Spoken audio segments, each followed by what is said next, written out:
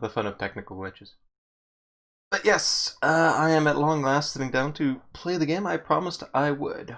A little bit of nostalgia first, though. God, what video game systems have I owned? I think at various times, Color Computer counts as a video game system, I guess. Super Nintendo, forgot that one. N64, GameCube. I don't think I technically own the Wii, but I certainly have played it. There's one over there. So yeah, a Game Boy. Shoot, no, I think that might have been someone else's, which I borrowed. But I did definitely own a Game Boy Color, so ton of video game systems. Of all of those, the one I probably feel the most attachment to actually was the Super Nintendo. The Nintendo had some really rough games. You know, certainly I think I owned probably more games for it than anything else. But well, actually, no, that's not true. Super Nintendo I did.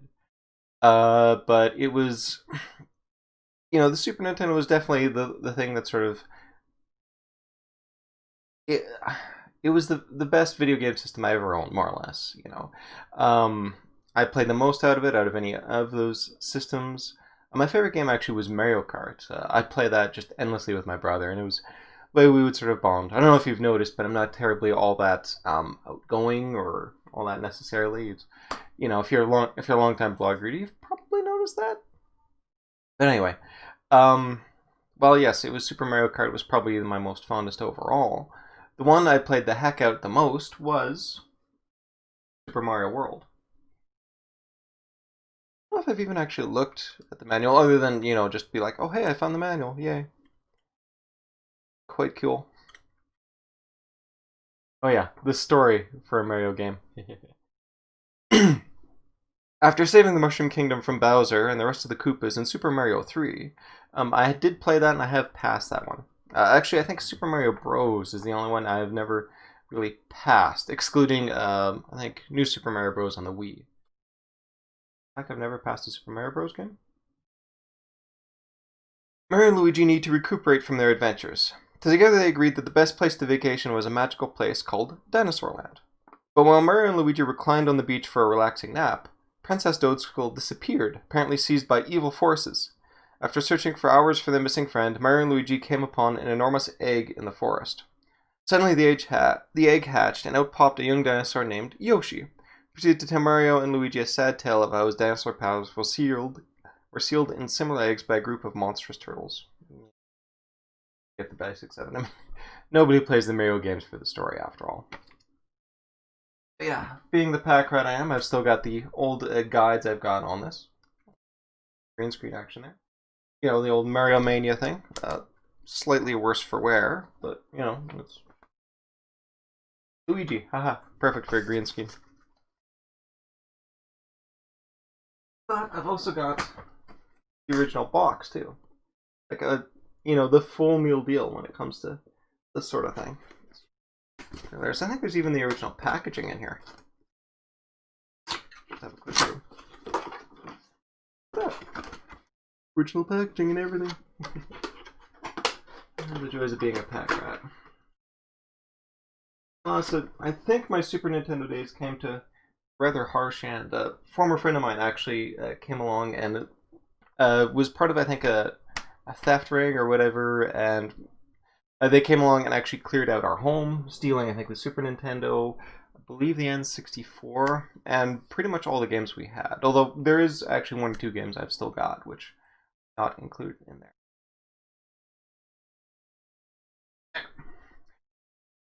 Here to see me.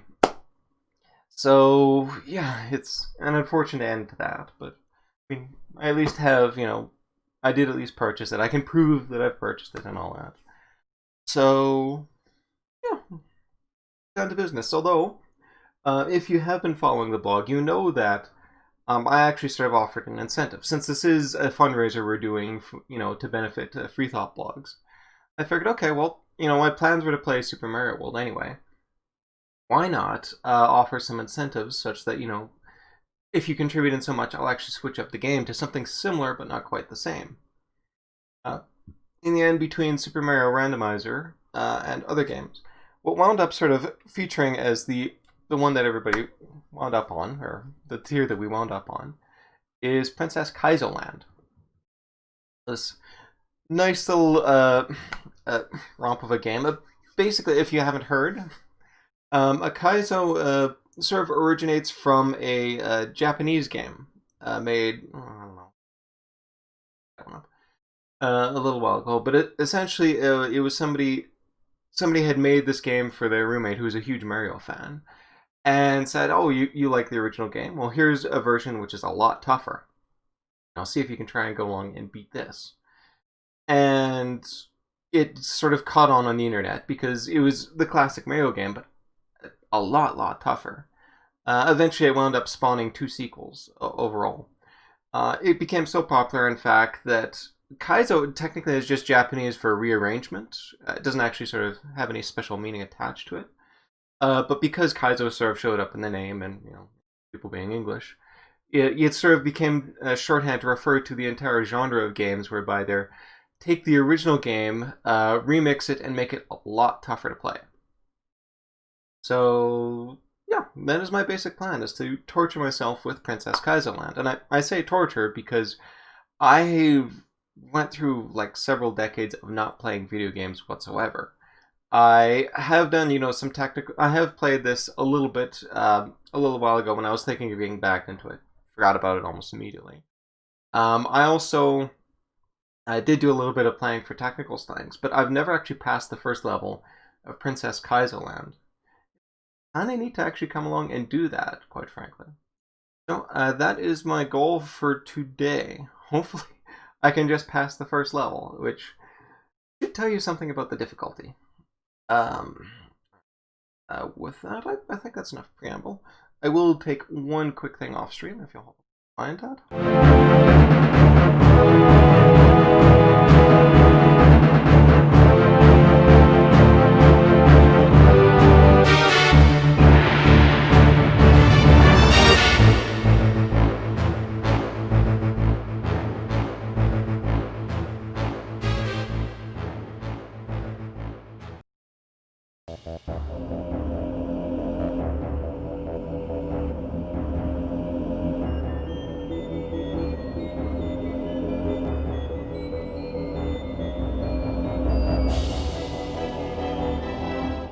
Sorry about that. The plan was to basically the plan basically is to play the game for an hour or so. From there, basically take like a 10-minute break, and then come back and play a little bit more. Now, I'm not sure if 4 hours is enough to actually get me past that first level. We'll have to see. Yeah, okay. Might as well punch along with it. Since this is Twitch, there is a chat. I don't promise to really do much of anything with it because, well, antisocial and a lot. There's also a Discord for Free Thought Blogs. It's probably linked somewhere on this side. If not, you can search the website and it'll pop up. And yeah, with that, might as well get started.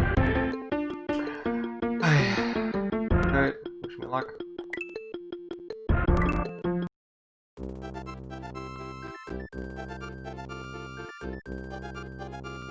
No more! You've had enough of this.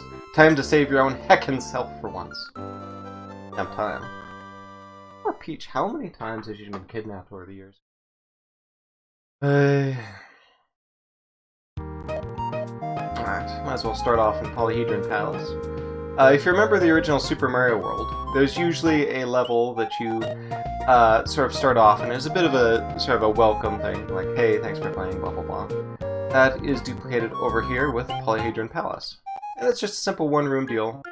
Nothing special in here. They did change the name. This, of course, is not the original graphics for this level, although it's actually pretty similar overall. Beyond the addition of Dode, they've also changed this text.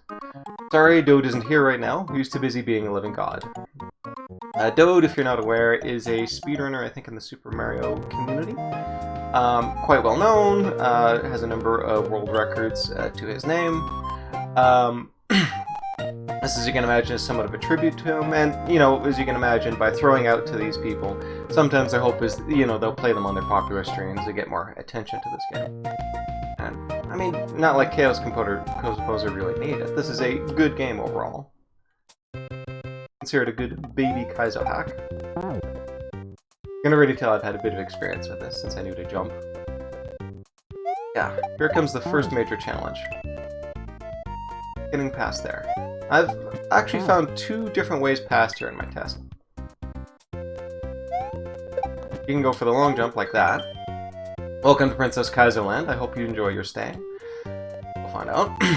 The other way actually is to sort of hop over both of their heads. Slightly different mechanics for each, so you kind of have to get used to one or the other. Alright. Now this is my sort of first major barrier right here. You can see I basically have to get down and underneath here. I'm thinking there's 2 possible approaches to do it. One is to basically just run off, hold jump in midair, bop on that dinosaur's head, and launch myself over the edge. I can't extend forward or back to what's coming. In the original game itself, if you use the L or R buttons to extend left or right, and sort of get a preview of what's coming. No such luck here, sorry. But yeah, the plan is basically either do it in one hop, or since these dinosaurs actually take 2 hits to be fully defeated, you can potentially do it in 2 hops, in which case they'd have to be about here when you land on their head. Then you hit sort of a second one, and now you've got a little bit more clearance, although getting through that gap is, as you can imagine, quite tricky. I think I'll try the just run off the edge thing and hope for the best. See? A little tricky.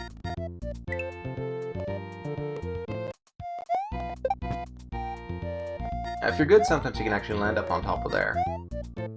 Erp.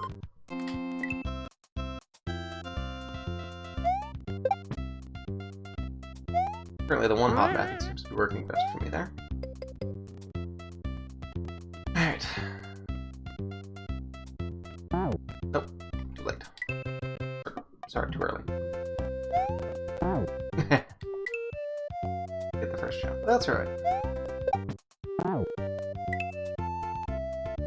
It actually depends on which part of their head you land on. Kaizo games really sort of test your knowledge of the mechanics of the original game, too. The length of time you actually hold down the jump button on this really has an influence over your jump in the air. The longer you hold it, the higher you go down. Alright, too busy focused on talking. Playing. And, silly me, I have to set this up.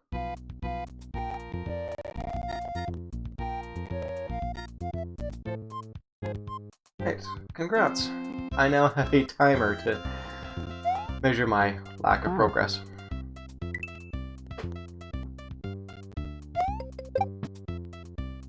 Incidentally, that 11 minutes 34 seconds on the bottom is actually the current world record for somebody beating Princess Kaizo Land.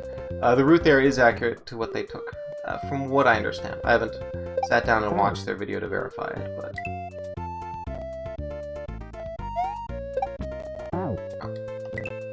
Too early. I gotta hit the right side of their head. Oh.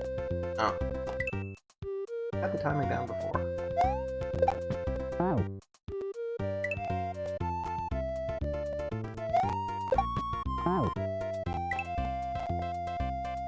The problem with this one is just the preciseness of it. You go too far, and you wind up falling off.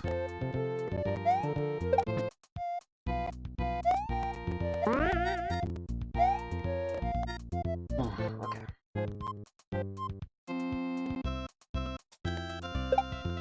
Yes. Oh, should have taken my time. But okay, you can see now, I've got a note block. I have to make a fairly large jump, cleave fairly close to that pipe, and then just sort of come in on the bottom. This stuff really requires fairly precise timing and knowledge of the game. Knowledge I've mentioned before. And also concentration.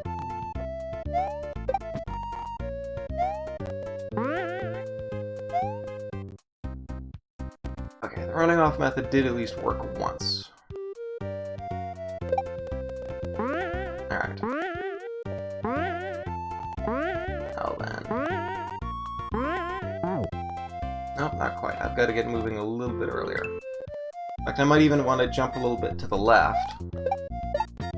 Ah, double jump method. Might want to move a little bit to the left. Just to give myself a little bit of a running room. A little bit of momentum first. And build up some sort of visual cue. Oh, did that too close.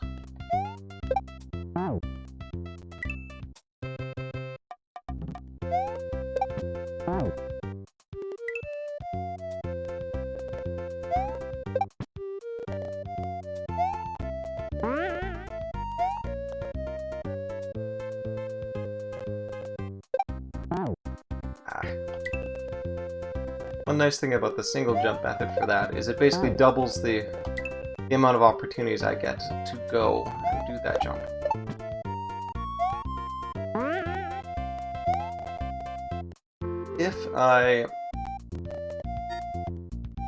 If I do just the single jump variation, I actually have to watch the direction that little dinosaur guy is going in. Take a look at how close that is.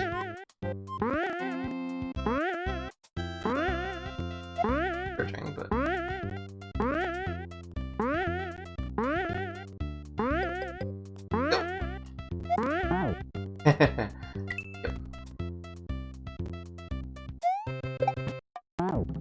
The thing about these Kaizo games is that usually the best way to go through, the easiest way to go through is the fastest one.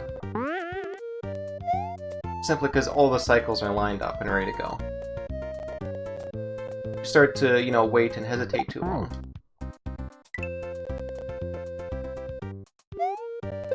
Start getting bit in the butt by it. Certainly though, I think that's the furthest I've actually ever made it in Kaizo land. Where's that? But yeah, this is about tied for first ever made it, up until a couple of seconds ago. Right, just getting more used to my timing here. Oh. Okay, in this case it looks like after I make that jump, I have to land on that dinosaur's head, bop that block, come down, land on the dinosaur a second time, and then use that to jump on top of the block. Ah. Whew, okay. Double jump method. Oh. Nope. Let's try it, but I might have been able to correct for it if I'd leaned back to the left just in time. Try that again.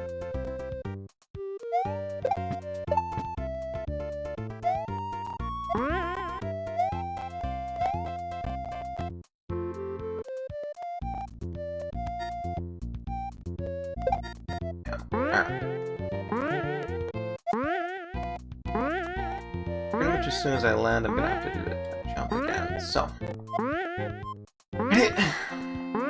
go for it. Or let's not.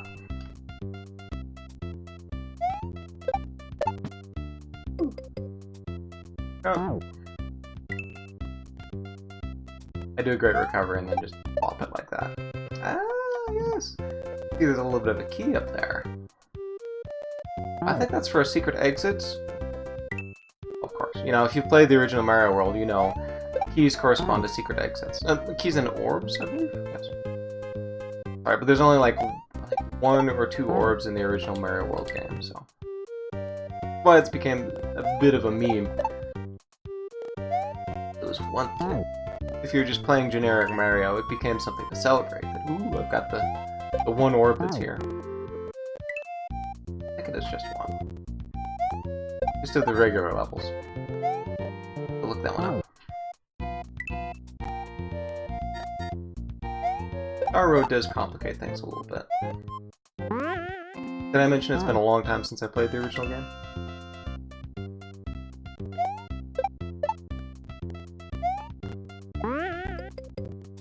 Oh. Overshooting. Undershoot, overshoot. Such is my lot in life. There we go. That looks like a little early as oh, too aggressive there. Okay.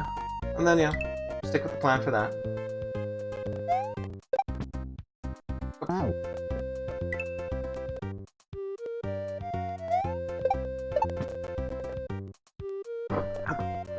you for now. Hey, crew. Hey. How's it going? Thanks for the help setting up this thing as well. Well, I was late. You're right. I should have gotten up a little bit earlier just to compensate for that.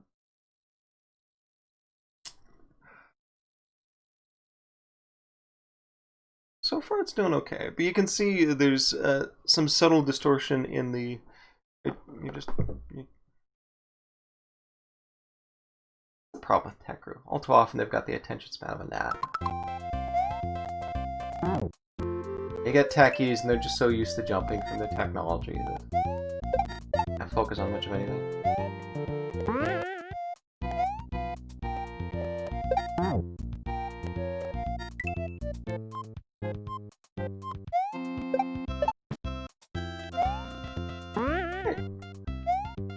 Good, I'm actually getting a little bit of muscle memory in there.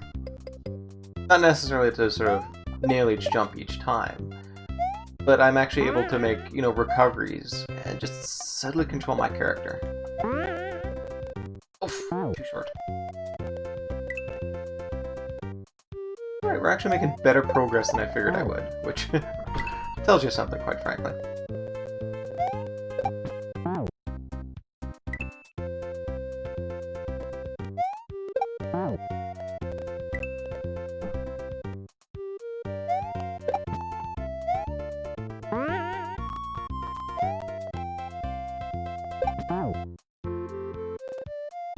Early. Still gotta work out a good visual cue for that.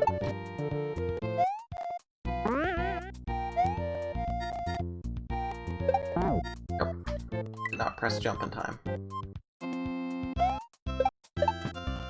Ah!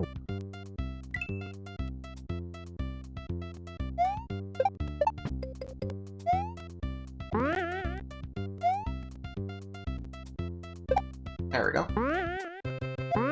Oh, too aggressive.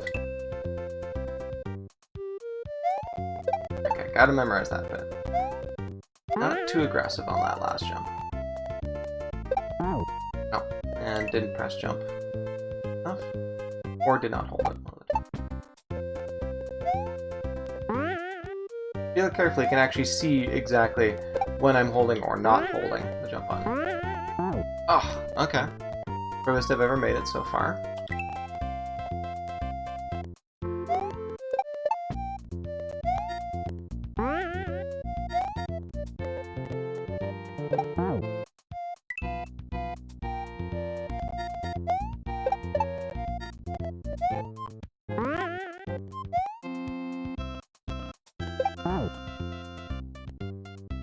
Technically, I do have access to save states since I am playing on an emulator. But, kinda hesitant to use it, simply because my skills are so bad overall that essentially I'm giving up a lot of practice time for things that I really kinda want to try and memorize. Like, you can see already just how much better I'm getting at this first part. When I can basically nail it, you know, good 90-95% of the time, then it makes sense to actually skip it with the help of save states.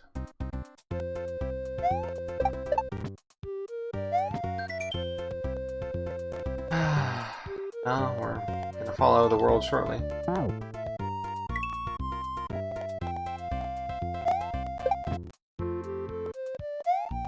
Now, all of this early stuff is a good way to sort of burn into my mind exactly what the mechanics are. You know, what to press, how long I'll hold in air. All that will happen sort of on a subconscious level. Ooh, missed it twice. Gonna hold back a little bit earlier. Problem is the hitboxes that are kind of sneaky and all that, which is both good and bad. I mean, bad if you're trying to hit the block, but also good, you know, sometimes for Kaizo blocks. Yes, it's something that the original game the original Kaizo game came up with, is it would put hidden blocks in really awkward places, which would actually sort of change the way you jumped around for certain things. It was a very sneaky, jerky thing. There's a reason why I think the game was originally called Asshole Mario. Or it became known as Asshole Mario because, yeah, it kind of was, quite frankly.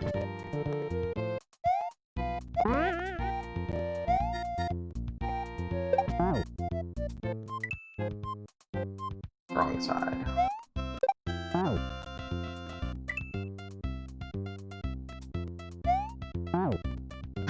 What was that?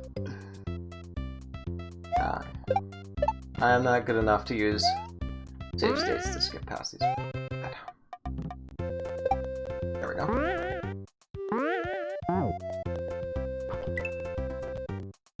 Not jump high enough there, huh?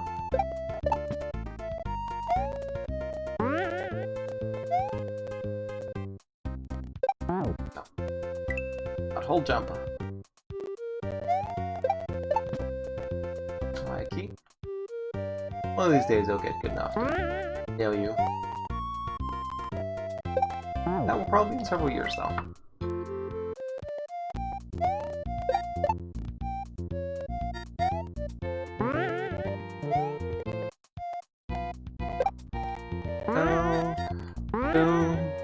Ugh.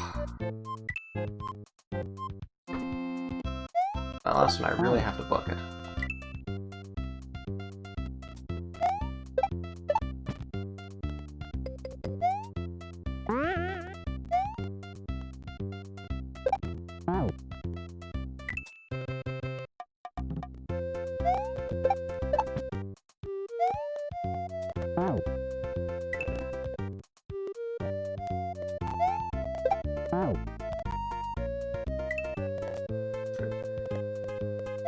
Make sure audio was coming out to you.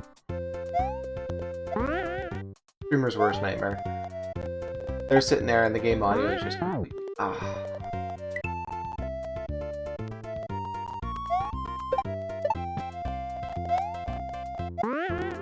completely silent.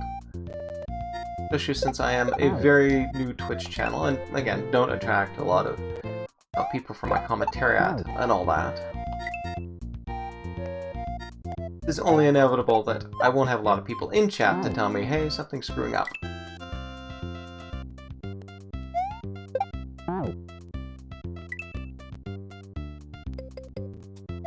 Oh, you really should have gone for that other donation incentive. Would have opened up my chat lines and made it a lot tougher to talk to me. A lot easier to talk to me. Tough to talk to me is sort of my natural state.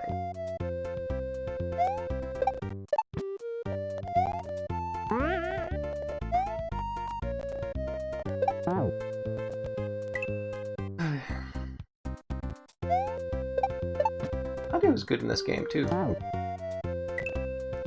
Quite often with Kaizo games, since they are remakes, they'll actually take, their favorite tracks from other video games and, either insert them in if they're Super Nintendo games, or if they're other ones, try and change it into the Super Nintendo format. Well, you can get some really good music in Kaizo games, sometimes. Some people just get lazy and don't really do anything other than just the original music. I mean, no problems with that, it just makes it a little bit annoying, especially since there's no way to actually control the volume here. At least not in vanilla Mario World, anyway. There we go. Go for it! Ah. Okay.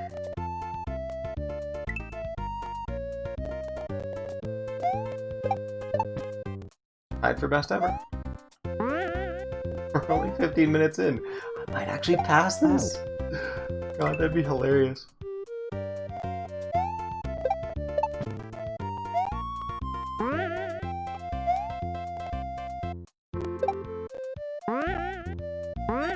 Oh, no.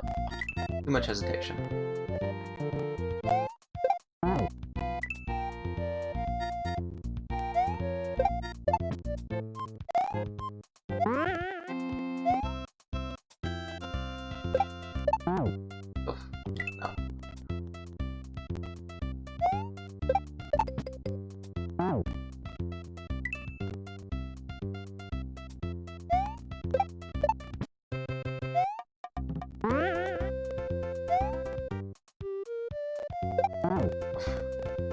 Did not hold down jump in time. The thing you kind of have to worry about is the equivalent of highway hypnosis for this. You can get too stuck in your... Oh! Alright, officially now the furthest I've ever made it again. Because there's so much, you know, sort of repetitiveness to this, it can very easy to sort of lose track of what you're doing and stray slightly from the path that you've got. Essentially sort of relying too much on muscle memory. That.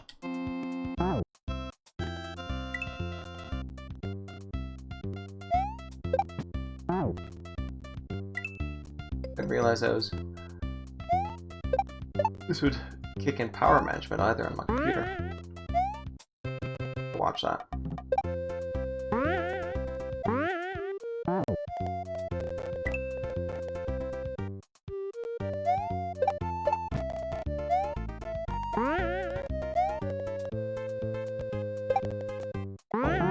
Ah, too aggressive.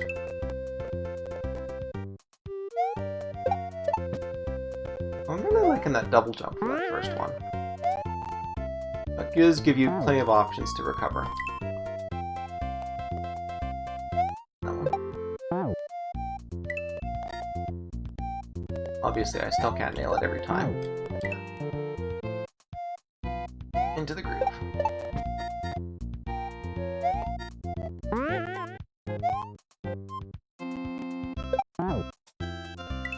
Going back to the highway hypnosis thing, sometimes I find actually I don't even, you know, fully pay attention to what's happening on screen.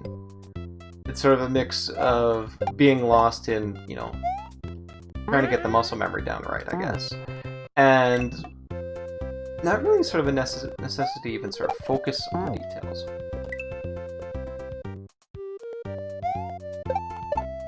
Just sort of being, you know, almost in the moment and proceeding by feeling it? Or something like that.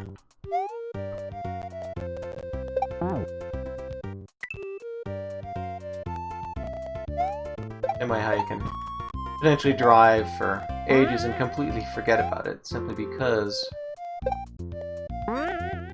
you're too lost in the moment. Oh! Ah, alright.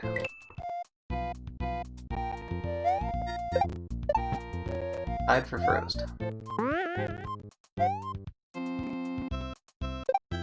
Oh.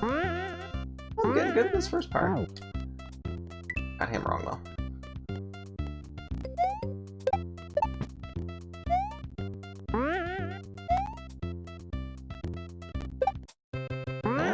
Look at that! Oh, I had it! Try this never again.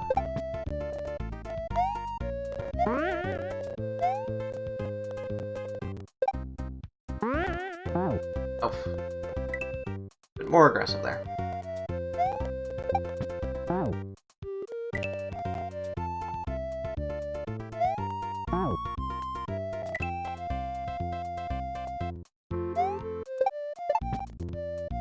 See that multi-mole that passes by up there?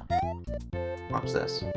If I scroll back like that, it just comes in and starts falling off. That's how you get that key that's floating way up there. You basically have to time your jump so that you go off of his head, go up and grab the key. Now where you take it from there? Well, okay, technically I know since I've looked at a few Let's Plays of this, but...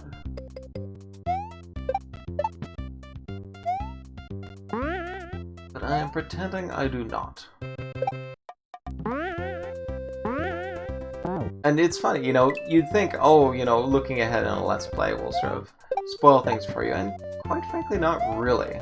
I mean, yeah, I did know that Dinosaur was over there with a block that I had to hit, but, I mean, it's one thing to actually know what you have to do, another thing to actually have the proper, you know, muscle memory and mechanics to pull it off.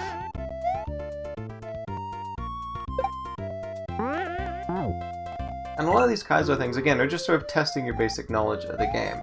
If you played a ton of Mario World, or, you know, watched a ton of videos about Mario World, whichever one, you know, you prefer, then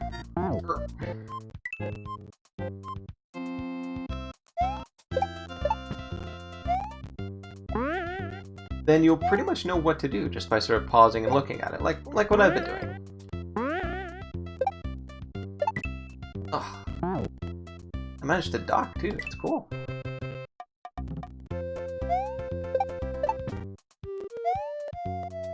That's how I didn't even recognize that I'd done that until after the fact. That's actually super handy for these jumps too, because it lowers your hitbox a little bit. Makes it a lot tougher to bonk your head. I don't think it changes the jump mechanics either.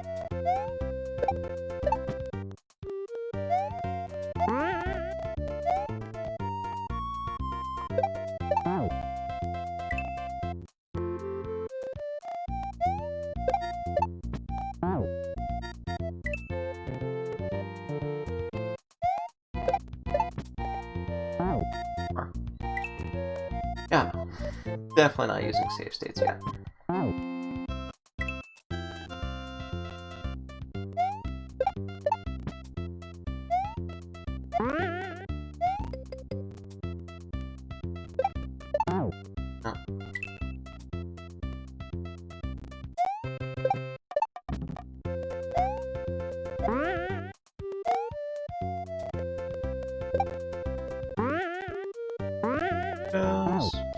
Not quite.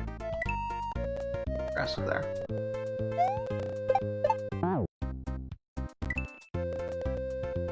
As you can imagine, for an old game like this, there's a lot of good things people have actually come up with to help them tweak and mod the game. The most famous of these is a level editor called Lunar Magic. If you're wondering why there's a lot of crescent moons showing up in this game, that's precisely why.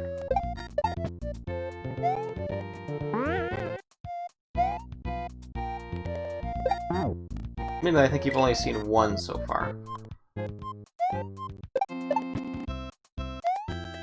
The one on the title screen, collected by Princess Peach while she was stuck in her poor little box. I wonder if that was actually a reference to Carl Sagan 42, I believe? Famous player and modder in the community. Known for creating very trolly, sort of mean levels. After a while, they sort of named something called a Carl box after him. Basically, it throws your character into a box of which there is no escape. So you've really got no choice other than to either reset the game or let the time run out. So quite often, you know, it'll be 100 seconds on the clock when you're just stuck inside this little box. Sometimes they can be quite creative too. I remember seeing one variant of Mario Bros. He made where basically you were stuck on a bed of spikes, which, I mean, great, you know, very easy to go along and, you know, lose your invincibility. Sorry, very easy to go along and you know, kill yourself. But there were 3 pipes around the side, if I recall correctly, that were spitting out invincibility stars. So, more or less, the instant it was basically impossible to avoid picking up any of them.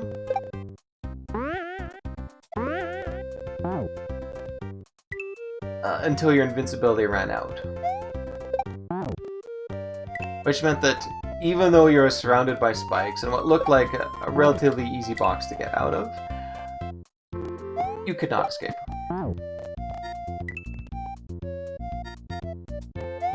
As I said, very trolling.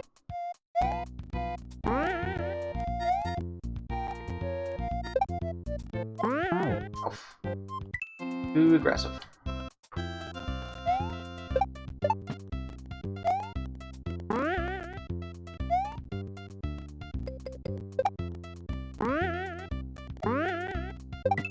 Oh, no, too far.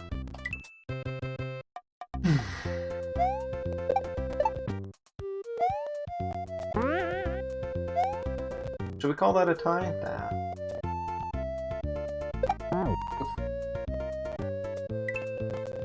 Oh, actually, a cute little mechanic there where I sort of went off the side of the pipe and then teleported onto the top. It's just more of the game's logic for how it transports you around. Ugh.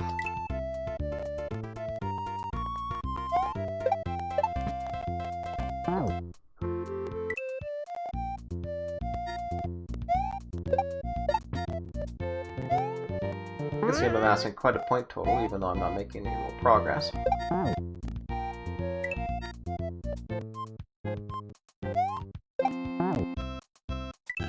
As nice as Princess Kaizo Land is, one of my big disappointments with it is it does not have a death counter in the corner.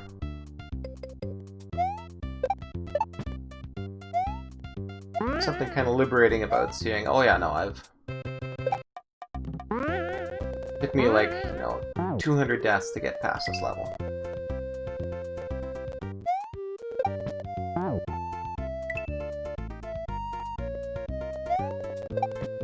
But alas, Princess Kaizo Land just gives you infinite lives, which...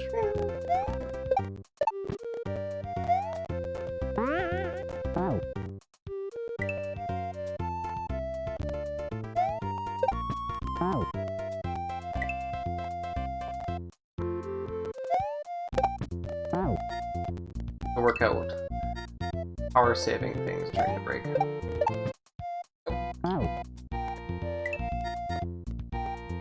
Not paying enough attention. Stuck in that highway hypnosis thing. Oh.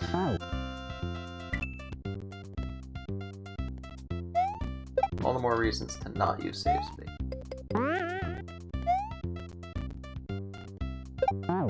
Yeah, it's not like, I'm not losing much by doing this. I'm just sort of learning more of the mechanics of the game.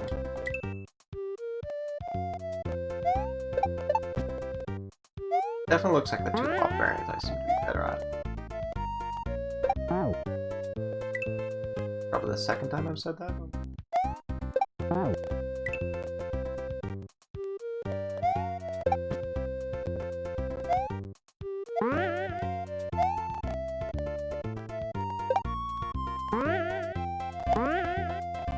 Ah, so close.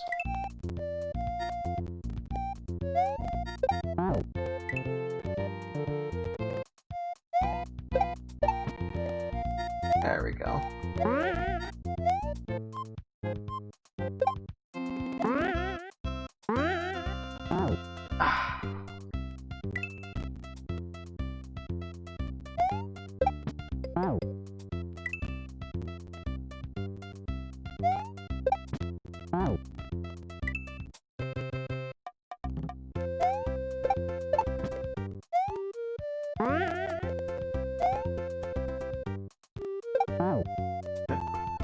At 10,000 points. Been picking up 200 and 400 points at a time.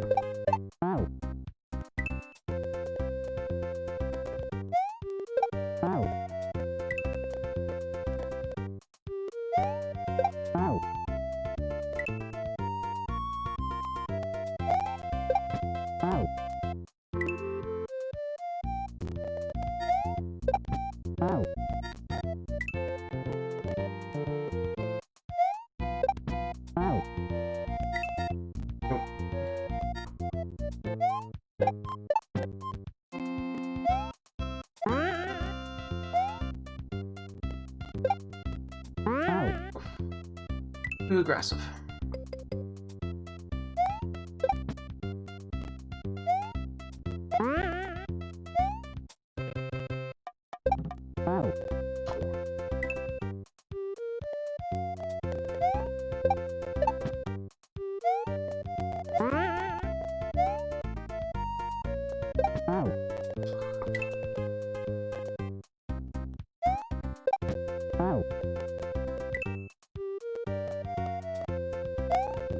And I'm really glad for the progress I'm making on here.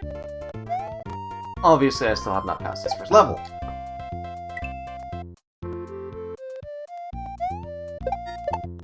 But, I mean, that's kind of Kaizo games. Even experts of Mario Land, it will often take them 4 hours to, get, say, all exits or pass in a game like this. That's just how hard it is.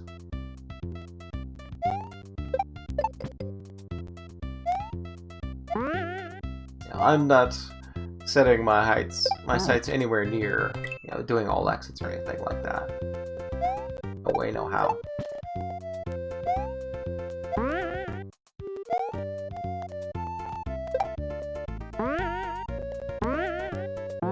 Ah. Not far enough.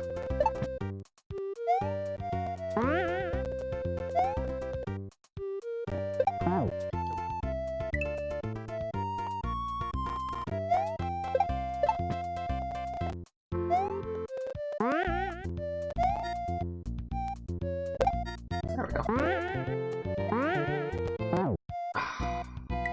Shy.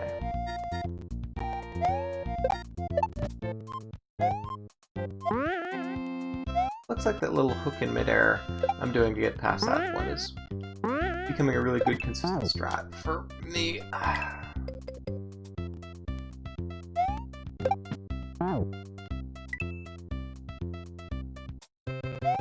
Jump, hook, jump. Don't talk about it because then you're thinking about it and you can't pull off as well.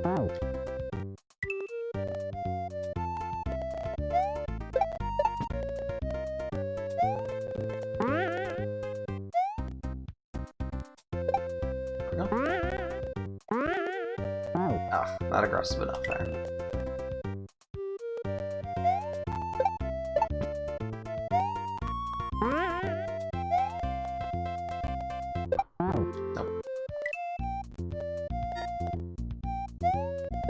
Nope.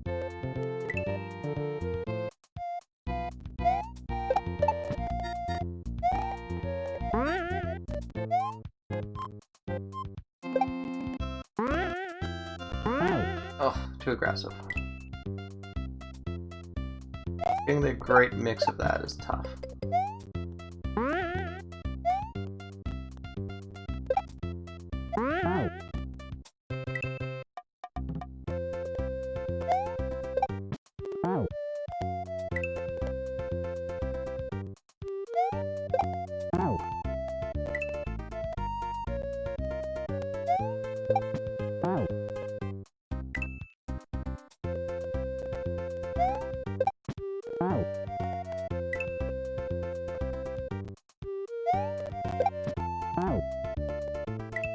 I'm actually doing the hook beforehand, that's screwing up my timings.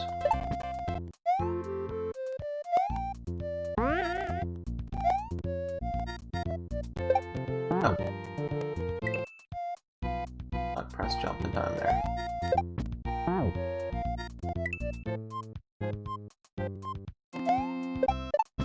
There we go.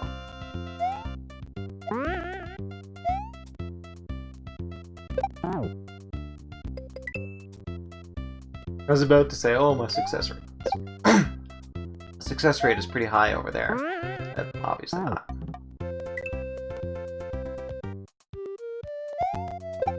Oh.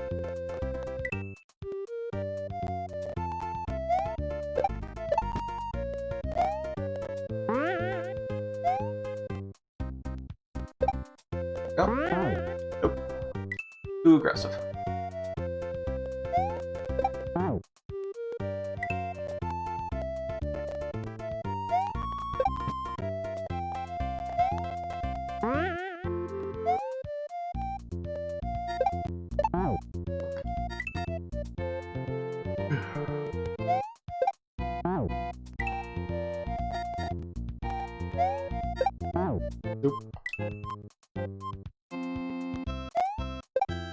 There we go. That was just about the cleanest I've actually done that section right now. Well, the worst I've done for that section, but whatevs.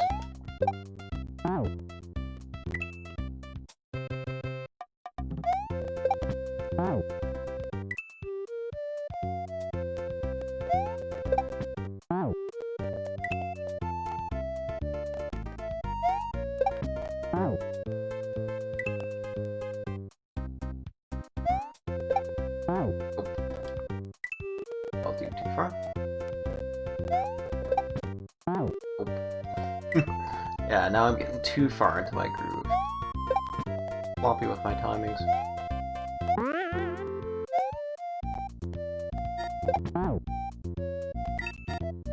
almost there. Just had to go a little bit later.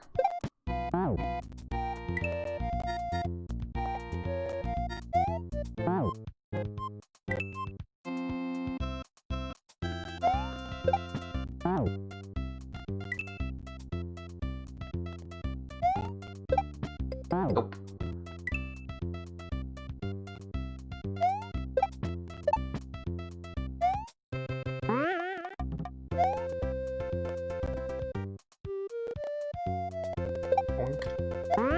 Ow.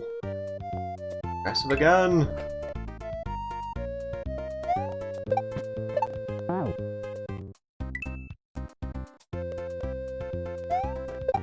Alright, well, I've got the stats in the corner there.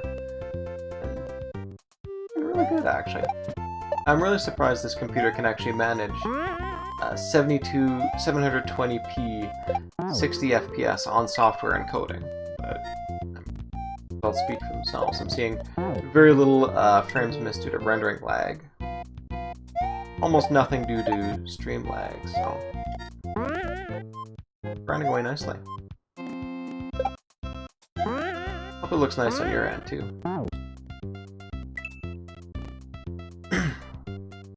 The only technical glitch right now is some occasional audio crackle from the emulator itself.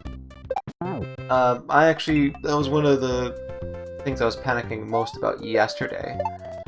Since I had to give up my dream, alas, of recording on Windows. Turns out Windows is kind of a piece of shit. Like, to tell you the story of what happened, I'm like, oh hey, you know, I really hate Windows in general, but for OBS on Linux, they haven't yet ported the ability to use AMD graphics cards to accelerate video encoding, which would be super handy for this, since I'm basically using none of the graphics card's resources here. So it's like, okay, you know what? I've got an old Windows 7 key sitting around. Maybe I should sit down, maybe I should just use my technical skills to... Thank you for welcoming me back to Princess Kaizo land.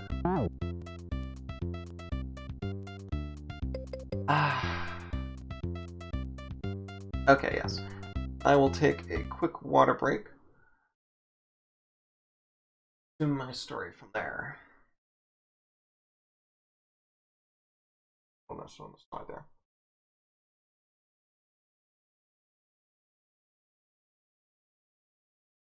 A bit. Otherwise, a really good green screen. Alright. So, I've got Windows 7 product key. In fact, I think I've found 2 more product keys since then. Okay. Install Windows 7 on this computer. Since I've got, you know, a legit copy that I happened to pick up via some means. Whenever you purchase a computer, you're almost, you know, showered in Windows product keys, so why not? So, I tried to install it on this computer, and I got a blue screen of death. Wait now. I'm jumping ahead a little bit. No. The blue screen actually came later. No. Actually, it was, I think, near the start. Anyway, the installer would not complete. More aggressive. I know, I was getting a little repetitive for me to say, but... I'm like, what the hey?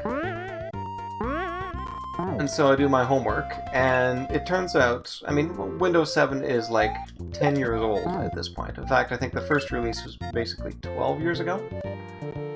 Yes, and the version I was using is up-to-date with service packs and all that, but it turns out it does not play well with M2 drives or USB 3.0. And there's ways around it. And I tried those ways, and I mean, it got me past the installer, but it would then just blue screen whenever I got in. Concentrate. Oh, aggressive. It was non-functional here. So I did a little bit more research. I found that it turns out, even though the official end of free upgrades from Windows 7 to 10 had ended basically like 10 months ago. Yeah, about that. Microsoft was still quietly allowing it. So, if you installed Windows 7, you could get a free upgrade to 10, and this would get you some sort of digital license or whatever. The catch, of course, is you had to sign up for a Microsoft account and all that evilness that was there. And then you would have listed in your thing a digital license, which would allow you to sort of carry on and basically just carry forward. It was a legit copy of Windows 10, full product key and everything. Yeah, it looks like delaying at that start there is a good point. Oh, okay. It's not bad, but of course, Windows 7 would not fully install. Like, the installer, the best I could do is sort of get through, I think, 1 or 2 reboots. And then the installer would just blue screen, and wouldn't go past. If you try to install Windows 10 on that, it won't even recognize it. Ain't good. And especially the Windows 10 installer has to be run from inside Windows 7. So if you try, even if you try like safe mode or safe mode with networking, it don't work. You know, it basically just comes up and says, hey, you have to finish the install first. Great. But, thanks to some more research, I learned that one way the pros sort of handle this sort of situation is they will install Windows 7 on an older machine, transfer everything they have over to a new machine, and then do the Windows 10, install Windows 7 on an old machine, install Windows 10 on that machine, pop out the hard drive, go along and... concentration now. Oh, come on. Oh! Tied for furthest. Well, actually, no, not quite. Second bounce. I've done it on first bounce before. 7 on old machine, upgrade to 10, take hard drive out of old machine, put in new machine. Windows will complain, of course, because there's been some hardware swapping. But depending on how careful you are with it, you can sort of get around that. Again, remember the whole, you gotta have a digital, you know, thing associated with it. Well, by doing that, essentially, you have to go through a bit of hoops with Microsoft themselves to reactivate your copy of Windows. It'll do it. And then, you know, you've now got a fully functional Windows 10 machine starting from Windows 7. I'm like, hey, great, let's try that. And I did. And it mostly worked. Now, it's kind of nice to see how much progress Windows has made. Before, basically, it came with almost no drivers, and you had to manually install all of them before. With Linux, though, you've pretty much got everything you need off the get-go. You know, there are, of course, corner cases and that, but the kernel maintainers are actually quite aggressive about putting device driver code in the kernel, so... Oh! Okay, tied for furthest.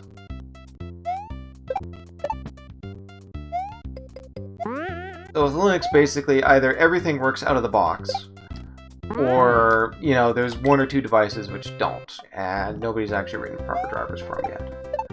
So it's kind of an all-or-nothing affair. Kind of annoying, but nowadays, I mean...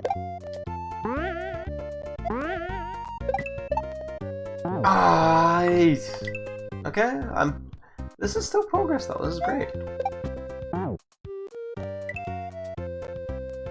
Apparently telling stories like this is actually good for my gameplay. But it's definitely progressed. Linux itself has definitely progressed a long way from that. Impressive. From the early days. And I was expecting the same sort of, oh, you've got to reinstall drivers and blah blah blah with 10 that I kind of... that I was used to. But it turns out actually a lot of the devices I had, and admittedly they are somewhat old, so it was easy to incorporate them into Windows as well. But basically a lot of them sort of recognize straight out the bat. Oh. So close there.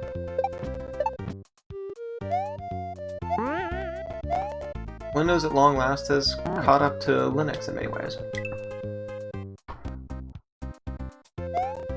So I go through, I do the install of Windows 7, do the upgrade, had to hold my nose and get a Microsoft account. But I mean, it's cheap, it's free, what do I care? Do the upgrade, make sure that I've got the digital license sort of mentioned within the Microsoft account itself. Pull out the hard drive, move it to this computer, the old one, and cross my fingers.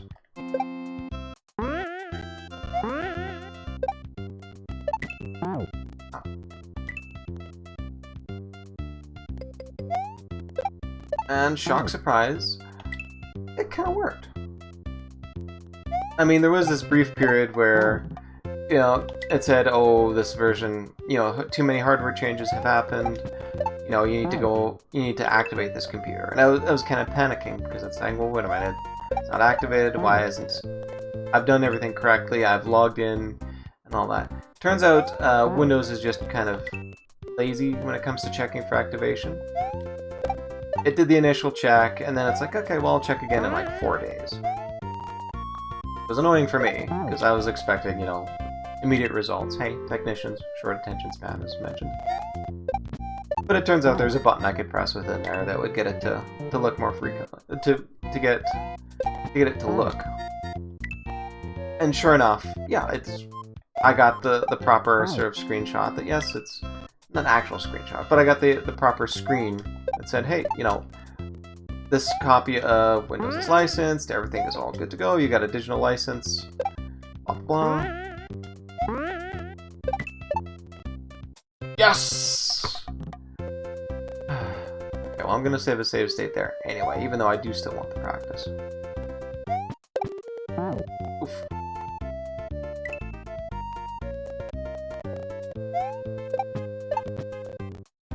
Alright, furthest ever. New record for me. It only took, what was that, 55 minutes of gameplay or so? It was late to start the splits. Admittedly, since I'm not speedrunning this game, the splits are kind of silly, but whatever. Anyway. Sorry, so far I get Windows 10 installed, running on this machine. License shows up, everything looks great. So I do a little bit of, you know, things at the time, a little bit of things to sort of get things prepped. A few things on there for, you know, streaming and such. Tests. Everything's going great. I file it away, come back to it, I think a week and a half later. Now, it tells me this version of Windows is not activated because too much hardware has changed. Like, Frank, I went through this. I connected my account, you said this before, everything is fully activated, what is happening here? Well, when I tried to actually log back into my Microsoft account, they said, hey, we detected some suspicious activity, so we froze it.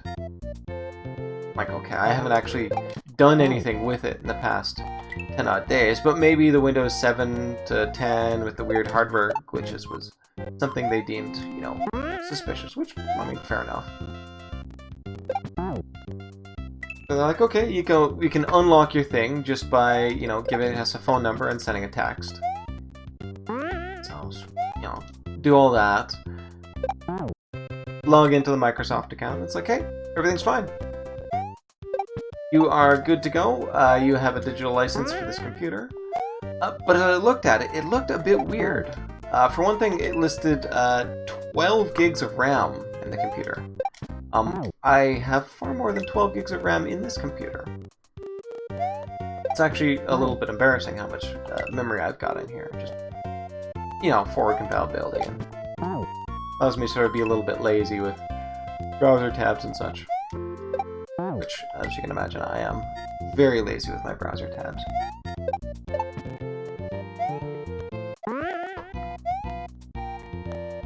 And some other things were off about it, although the only one I remember, unfortunately, is the 12 gigs of RAM thing. I'm like, okay, that's weird. But at least, you know, Microsoft themselves says, yep, you're legit and good to go. You know, carry on with it. But I was like, okay, I go back to control panel, be like, okay, you know, click that little button from before. Be like, hey, you know, I'm ready to go. Let's activate this thing, you know, get this transitioned over. And it would not do it. I could not find any way to actually do it within the control panel to reactivate. So basically, after saying my copy of Windows 10 was active and all legit and ready to go, Microsoft rescinded that. Said, no, your account is not active. Even though on their website, yes, alright.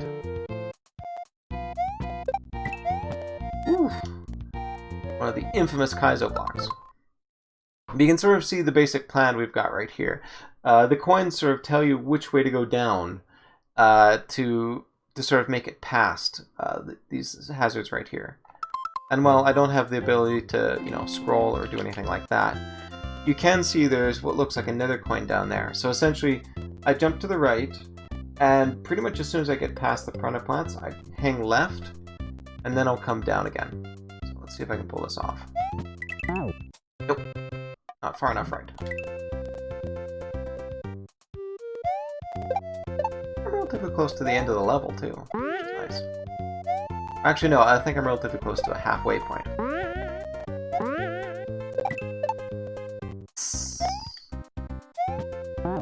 Oof. Gotta remember, Kaizo blocks in there, too. So, back to the story. I'm sitting there with a copy of Windows 10 that was activated, but now is not, and shows no signs of wanting to reactivate itself, which... but, on the plus side, it was still a Windows 10 copy. You know, I did my homework on what exactly does it mean to not be activated. There's even some people basically saying, yeah, no, whatever, just cope with it, whatever. And obviously, I mean, there's a big loophole you can use with this. You know, you've always got like a 30-day grace period or so with your copy of Windows before it really starts sort of nagging you to say, hey, please activate. So what you can do, basically, is just reinstall your copy of Windows every 30 days. And then it works relatively well when it comes to, you know, you can do pretty much anything you want with it, other than, you know, having that little, this version of Windows is not activated, please do so, blah blah blah in the corner. It's relatively minor compared to what happens after that date. I think even after that date, basically, it only runs for a limited amount of time before it shuts itself off. But okay.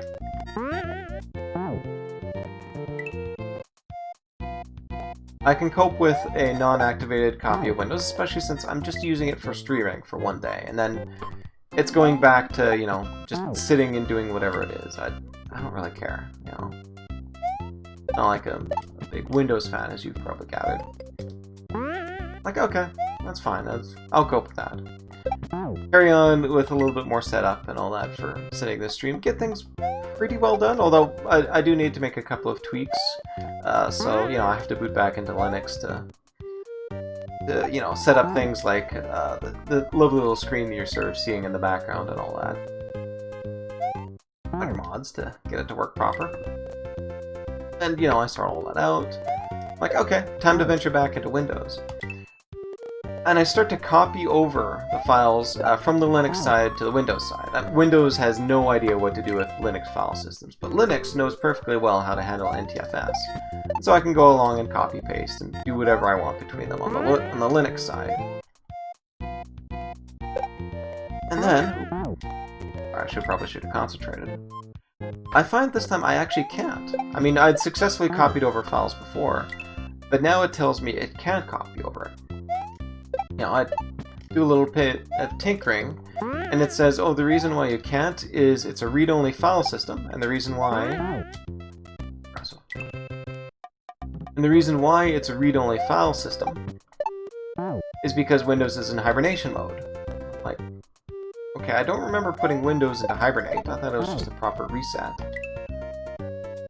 Restart of the computer. But, whatever. I mean, Windows doing weird things, shock, surprise, like I care. And, I mean, this fix is potentially pretty easy. You just boot into Windows, get it to log up normally, and then go from there. So, I go into the computer BIOS, say, alright, time to get back to the Windows partition, and boot from it. And instead of booting into it, I get a few seconds of blank screen, and then I'm sent back to, you know, the normal BIOS setup, and it cycles through into Linux, because I was using sort of the boot menu for a one-time change. Okay. Go into the BIOS, say no. It's now permanent. Boot from the Windows drive first, before you boot from the Linux drive. And now I'm just in a boot loop, where it goes to the BIOS, a couple of seconds of black screen, goes to the BIOS, a couple of seconds of black screen, goes to the BIOS. I'm like, what the heck is going on here? Break that loop, go back into Linux. And it looks like my master boot record is corrupted on that drive. It's showing all sorts of weird gobbledygook for the partitions that are there. What the heck happened? You know, did I do something wrong on the Linux side, perhaps? You know, the file copies had screwed things up somehow? Didn't seem likely, but whatever. Or maybe something weird happened on the Windows side? I'm just like, okay. I at least, you know enough about computers to know, okay. Master boot record, I know how to fix that. Boot into Linux, bring up a repair tool, go along, recreate the original partitions. Bada bing, bada boom. Everything is basically back to normal in that regard. Sorry, screen was timing out again. Almost coming up on the 10-minute break, too.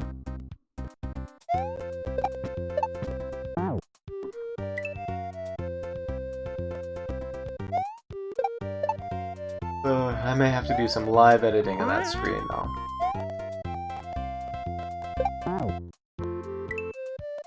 If you were early on enough, you probably caught briefly where, you know, with like 30, it was listed as the stream starts at 10:10, with like, I think the current time being like 10:09 and 30 seconds and all that.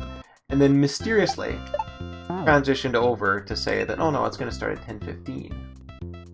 Actually, well, no, sorry, like 10:17, but... Eh. Technical glitch is what you can do. Actually, yeah, before I go for my 10-minute break, I should probably finish up my little Windows story here, since it is basically almost done. Alright, I gotta work on my timing for that area a little bit better. But okay, master boot record repaired. I say, go ahead, boot me back into Windows. And Windows pops up with an error screen saying, hey, there has been a boot error problem, code C0000E, something like that. Whatever. The usual sort of, I have no idea what exactly this means. Nothing, you know, sort of English to sort of help you out. A little too early. Nothing in English to sort of help you understand what happens there. And I've got two options. Enter to continue booting, or F8 to see my additional boot options. I punch enter, and nothing happens. It basically just... the screen goes black for a split second, and then comes right back to the same screen. I hit F8, exact same behavior. Windows just destroyed itself, I guess? And I mean, this is just... what was that? Yesterday it did this. So quite literally, it was on the verge of sabotaging this stream, preventing it from working. I'm like, oh, Why do people put up with Windows? It is such a horrible operating system. Basically held together by tape, duct tape, and baling wire. Linux is far superior. Good try. Alright, well, I think now would be a good option to sort of go off for my little 10-minute break or so. And, always a good idea to sort of get up and stretch it at times like these. So I shall be back in approximately 10.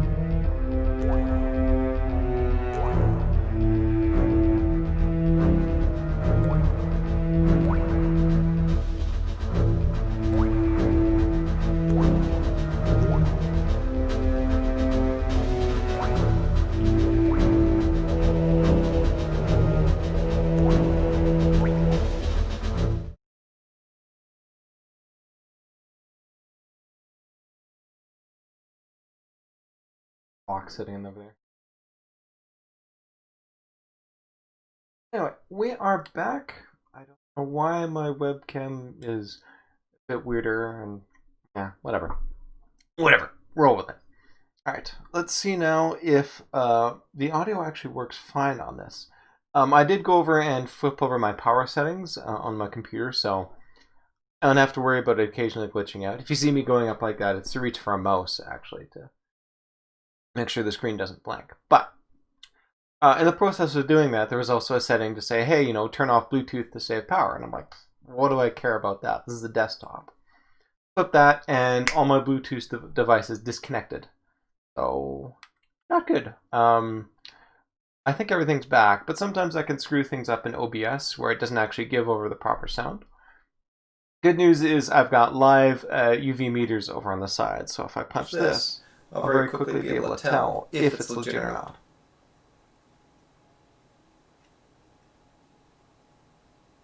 Oh. Why are you struggling so much? That's so weird.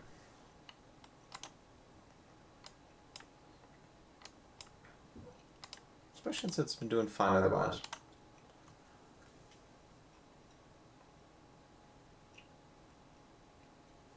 Alright, I'll see if I can't free up a little bit.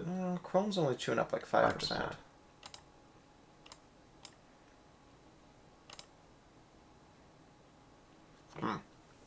Alright, well I do have a backup plan for this. There is, in fact, a special mode whereby I actually take away a lot of the access stuff. As you can imagine, OBS is working a little bit overtime to basically create that nice display and do all the overlays and such. If I basically get rid of all that and just focus on the pure game, plus me as a webcam, it takes a lot less time for it to render, and it should actually bump up the speed. And as you can hear, actually, no, you can't hear. Alright, let's fix that.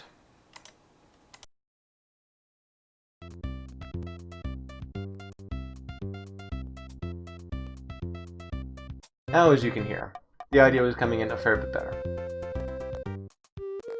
Alright, let's stick with this mode for now, just because you're probably been annoyed with watching it sort of through that sort of weird kind of thing. As nice as the Trump delay is, it's kind of gets in the way of the gameplay a bit. Oof. Not commit enough.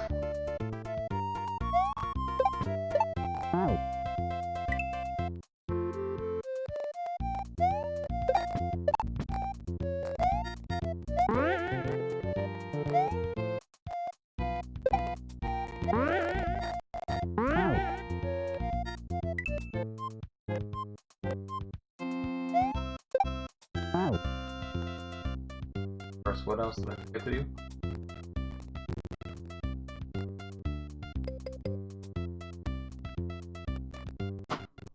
Also let everybody come along too.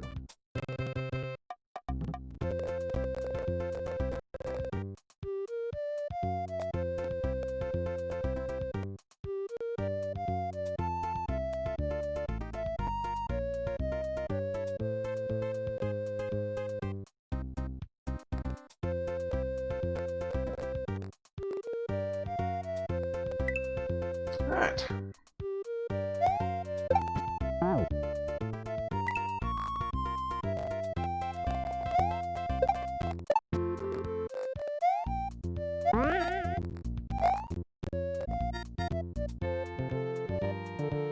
Egg spikes.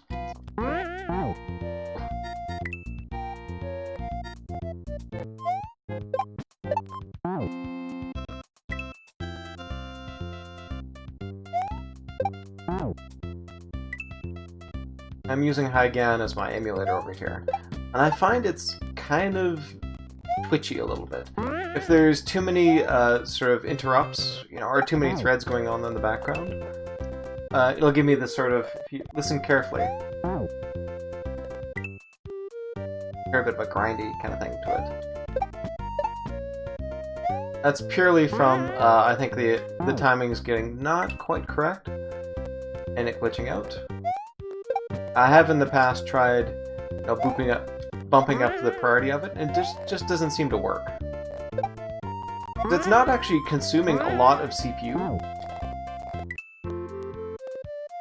It's basically just the thread interrupts that are coming in and screwing it up.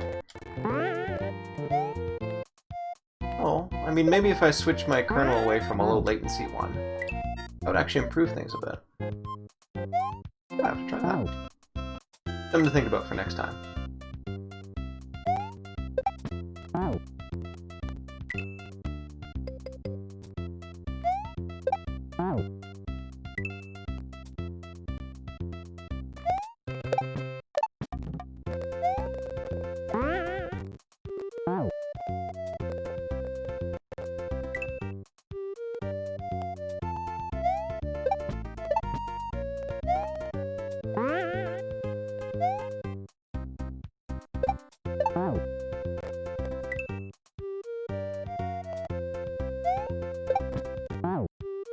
I screwed up my timer too.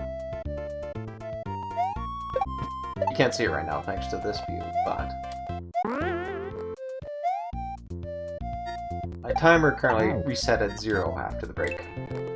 Looks like it's just me not sort of memorizing the proper things to hit.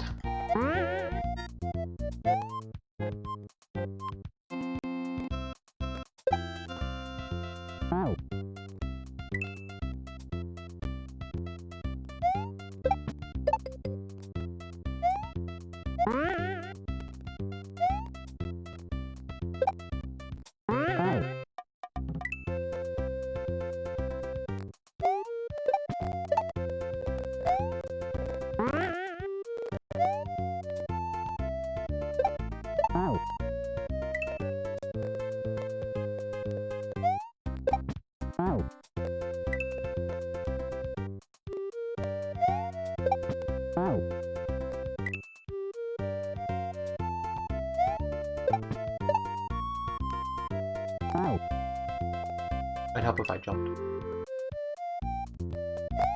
See why I've been so hesitant to use save states. I mean, I am still screwing up this section, you know. Quite a bit, actually, as you can see. If I basically relied on save states for handling all this, I would get rustier and rustier at that section.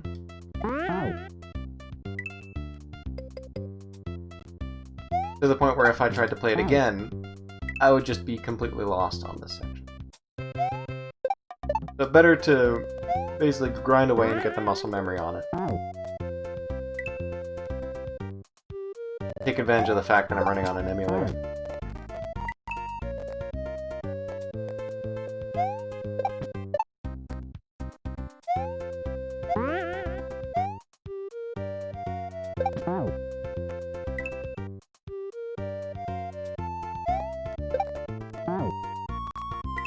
As you think I'm, terribly frustrated with this, hitting every moment, since I've basically been watching this same level for, what, an hour, 20 minutes, basically? Actually, it's quite the reverse. I find this lovely and meditative, quite frankly. For sure. Alright, let's see if I can get this right. Oof. Oh, didn't quite get my timing. I went too far. You can see there's the keyhole right there, which I would use to sort of take that key along with me.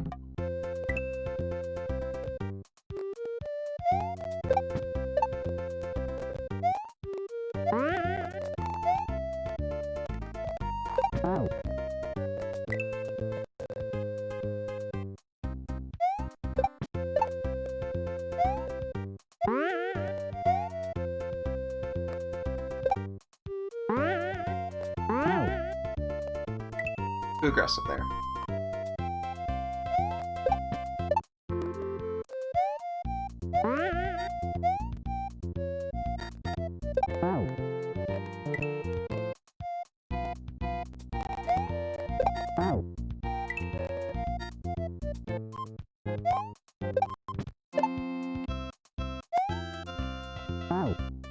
There's some weird lag spikes from this.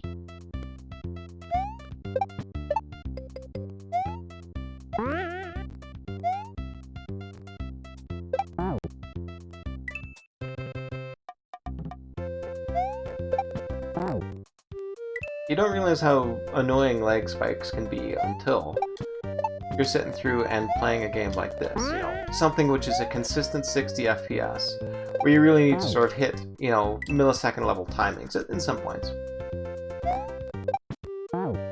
I mean, none of this is sort of like the silly, you know, one-frame window kind of things you'll hear of in the speedrunning community, but you know, to have basically the game temporarily lag, be screwing off your inputs and all that, can be surprisingly annoying, even if it's just for like 1 or 2 frames. Just throws off your rhythm ever so slowly.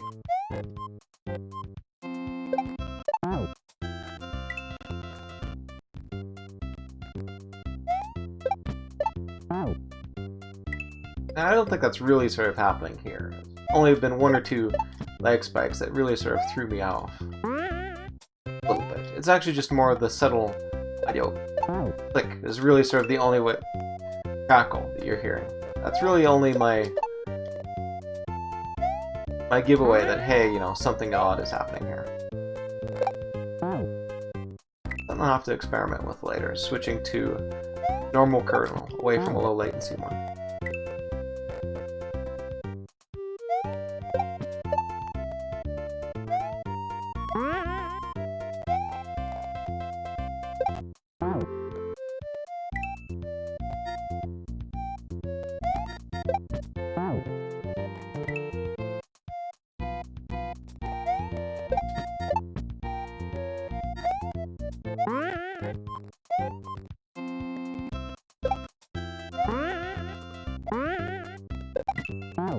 Oh, so close.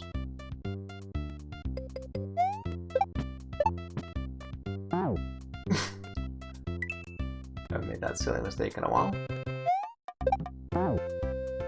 The other reason I was thinking of limiting my gameplay to about 2 hours today is, I mean, again, I have not played games in a long while,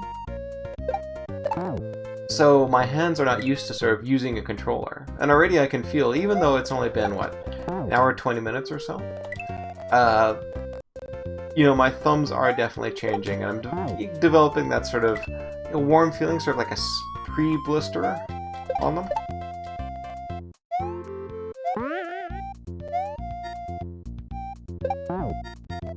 So certainly if I did all 4 hours, my hands would just be trash.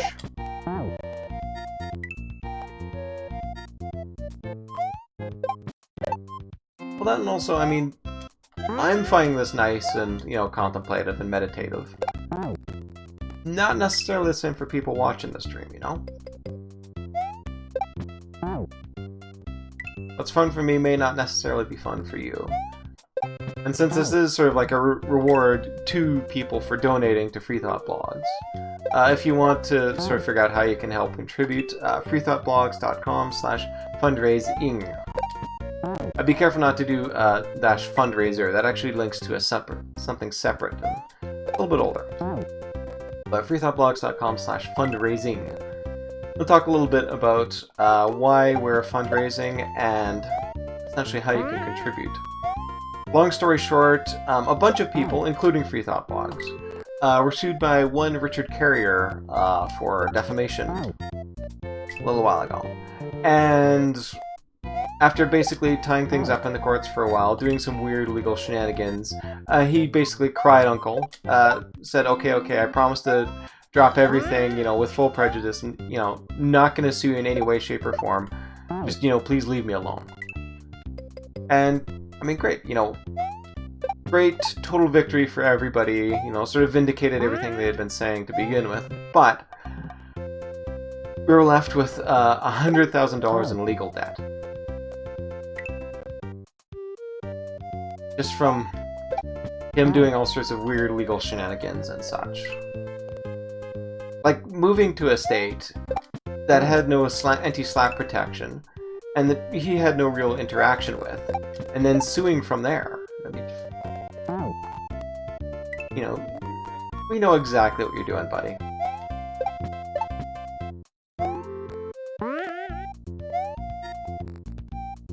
Suffice to say, that's all past. But the legal bills still remain. And And so, we are fundraising to try and help pay for those legal bills. And yeah, I know, we're sort of stuck in our COVID hellscape right now.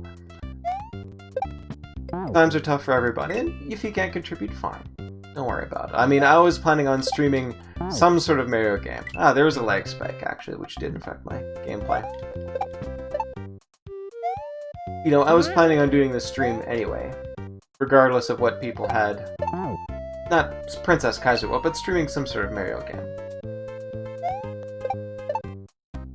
No, even if times had been super tight and nobody had donated anything, you were still going to get a little bit of enjoyment out of it. In this case, because you were so generous, I actually wound up having to create a bunch of incentives to sort of continue on extending and helping you, or giving you new targets to hit with the fundraising. And I am super grateful for that. You have made a number of people's lives, you know, just a small little bit, but, you know, immensely better by your generosity. That was great, you know. Full bow if, you know, you actually did sit down and contribute, and I probably should throw in some money myself, since, you know, I have done in the past, and I keep talking about, yes, I'll do it, but as you can imagine from somebody who started the stream, what, 15 minutes odd late? Timeless is not sort of a virtue of me.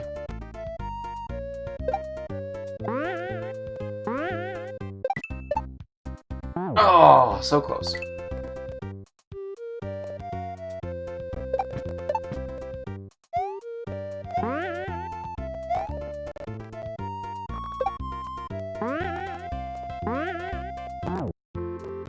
Now, I thought I'd mention the fundraiser since I have not yet during gameplay. And yes, freethoughtblogs.com/fundraising, but I think that's probably the last time I'll mention. Well, no, I'll mention it once at the very end. But that shall be it.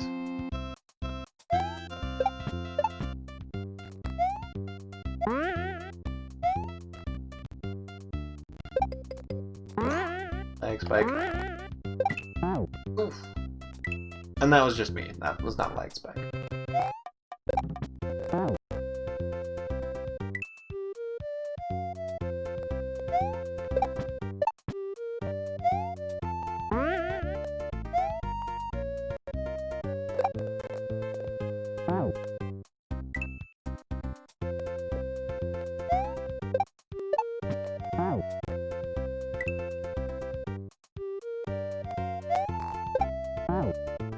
I'm using at all the technical differences there are between Windows and Linux. Like, if you were to actually go and benchmark Blender, for instance, head-to-head between Windows and Linux, you would find it's actually significantly faster on Linux. Like, non-trivially so. Yes! And a lot of the reason for that is actually super technical. Okay. Gotta focus now for this one. Oof, too close.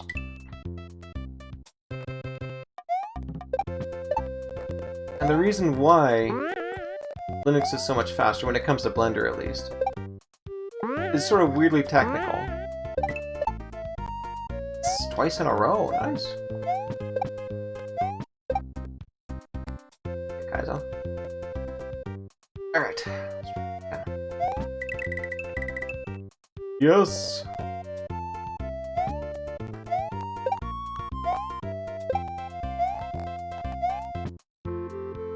Oh. Get out of here? Oh no! I boxed myself in. I needed that guy to get out. Right next to the gold tape, too. Or, not the final gold tape, the halfway tape. Well.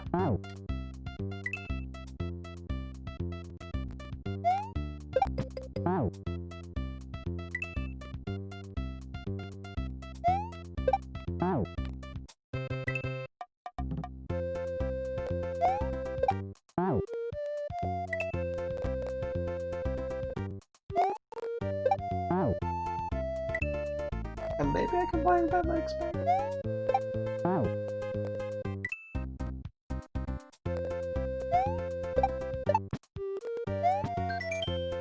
Thank you.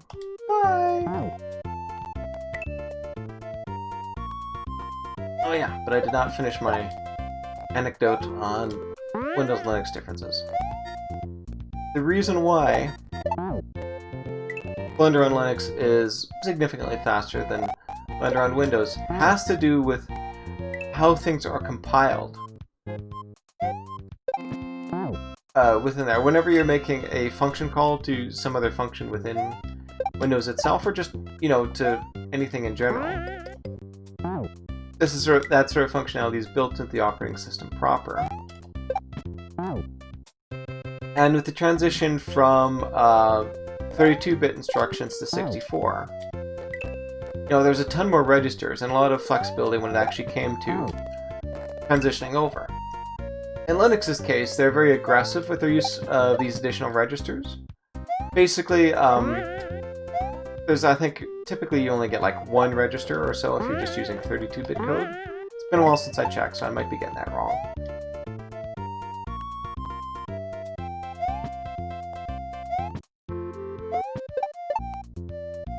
Alright, let's see if I can get this. Nope, too close.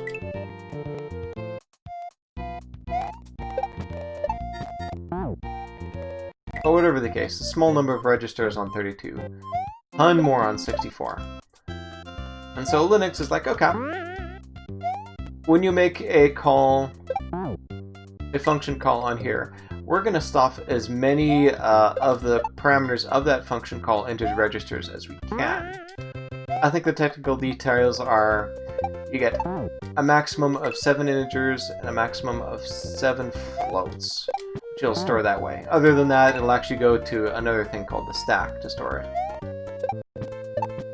Windows is not nearly as aggressive. It's like, okay, well, we'll just store 4 in arguments in these high registers, and that'll be that. The thing is, though, calls accessing memory and registers is far, far, far, far faster than it is in the stack. And so if you do a lot of function calls, especially if they take a lot of arguments, this actually can have enough difference on your code that the Linux version will wind up significantly faster.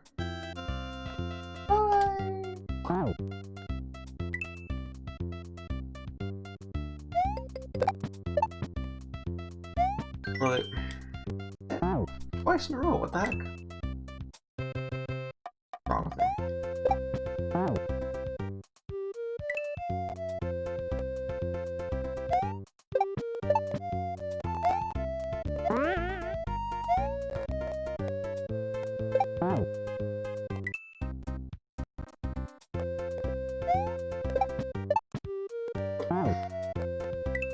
Get a little sloppy with my jumps.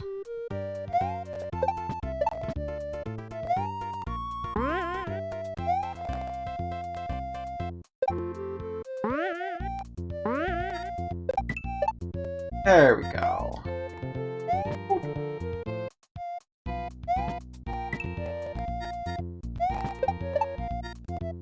Alright, let's see if I can pull this off. Whew, okay. Now I gotta be careful with this. Not just because I can hurt myself there, but because I've got to hit that block, turn it around, and then use that guy to jump up to the very top. I think I'm only going to get one shot too, since his head is raised by one block. So hit turn block, bop off guy's head, make sure not to bop off his head before I hit that turn block.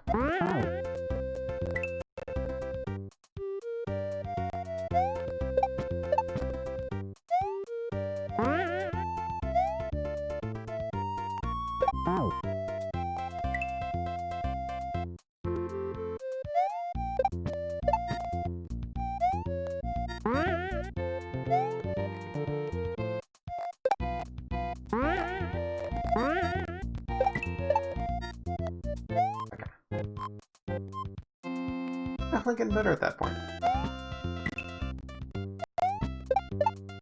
Specs. Alright. Oh, too close.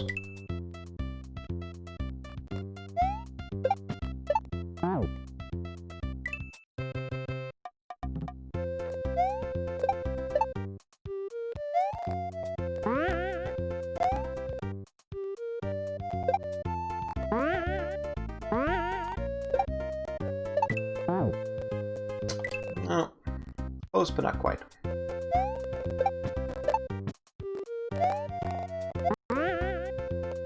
Big spike.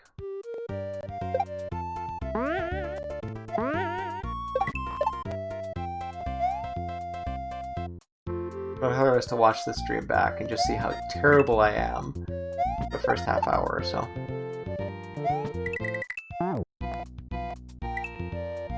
Not too far to the right. That's alright.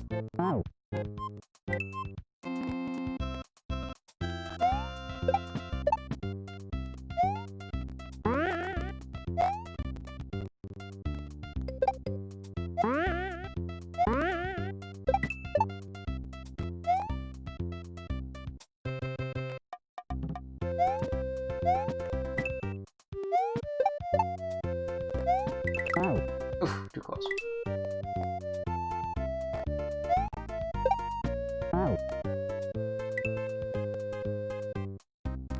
Now, sometimes these Kaizo games will set the timer to be ridiculously tight. To the point where if your execution is not on...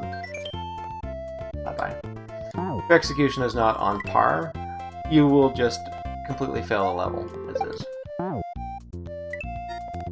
Good there. So far on this level, it's quite generous, and I know from looking at someone's Let's Play, I didn't try to spoil the game too much for myself. Hey, I didn't realize I actually got an extra life. That's all from collecting coins, actually, at that one spot. Hilarious.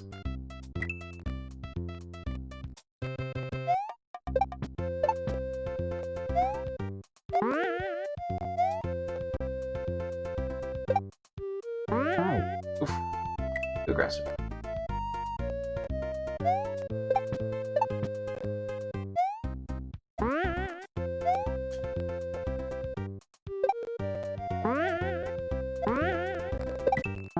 Oh. Could not land the landing. Could not stick the landing.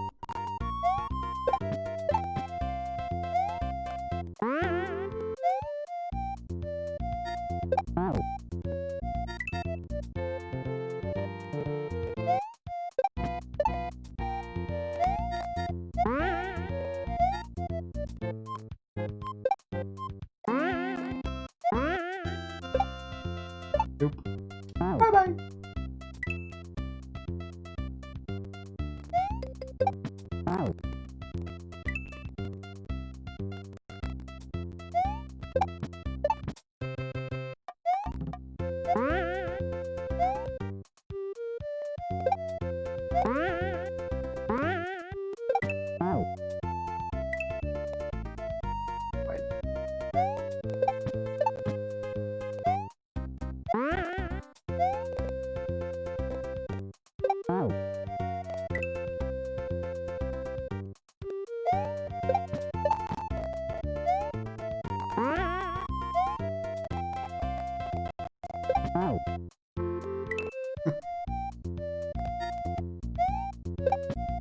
Shock surprise, someone with composer in their name actually is decent at composing music, or at least good at selecting music. I don't know if this is their own if Chaos Composer composed this themselves, or they got it from another source.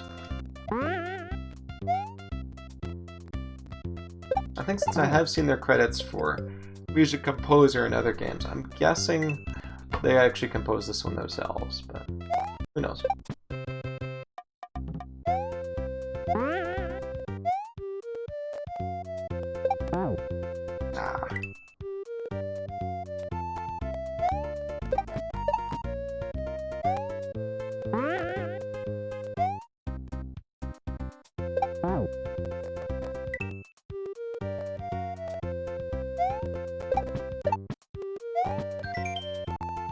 At least I'm not gonna die this time.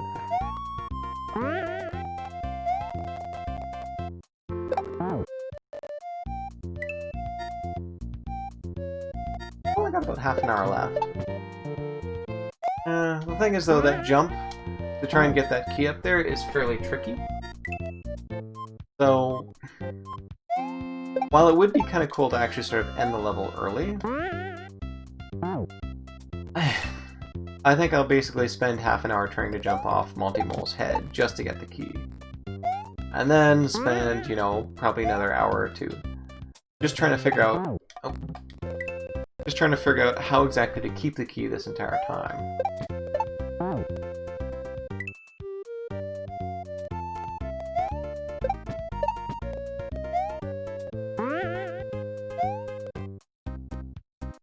There we go. Yes!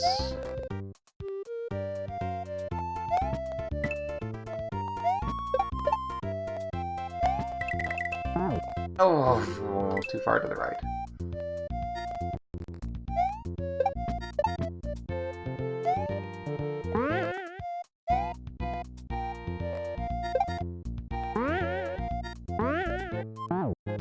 Nope, not quite.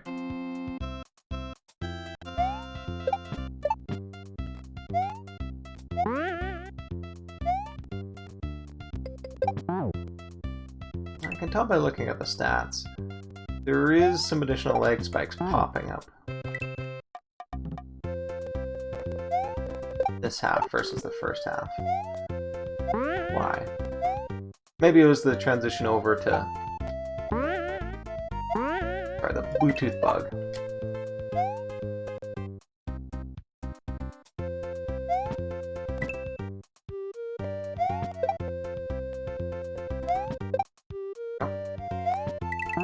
Oof, not far enough.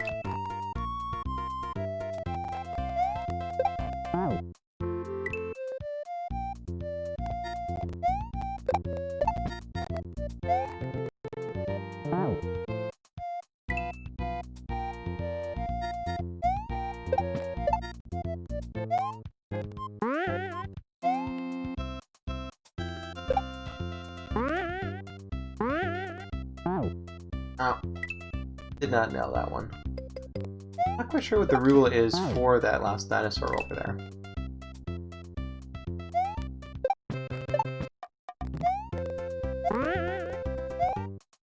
Because they seem to activate as soon as I scroll on screen. So my behavior actually in the prior section determines where that little dinosaur goes. He is completely deterministic. The thing is, though, I'm not completely deterministic, so...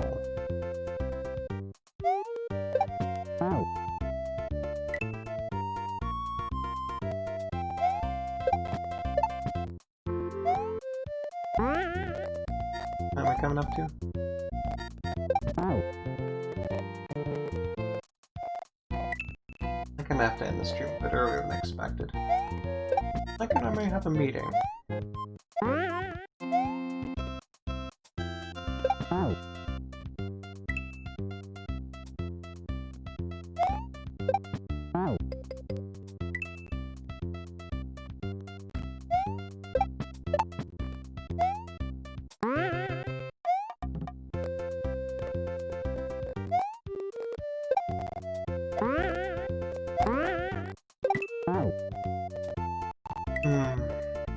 If memory serves, I do actually have a meeting. Quick.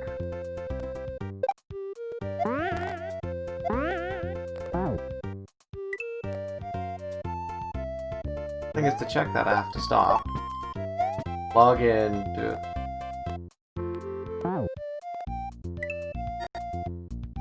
What do you... Let's give it another 15 minutes or so.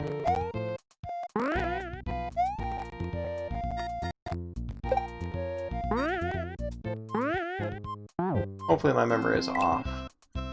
And I actually don't have a meeting right now. If it is the meeting that I'm thinking it is, then there is actually sort of like a backup strategy for it. You know, you can do some sort of, you know, coordination.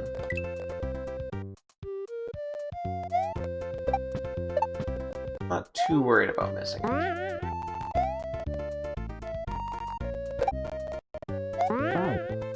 Leg spike.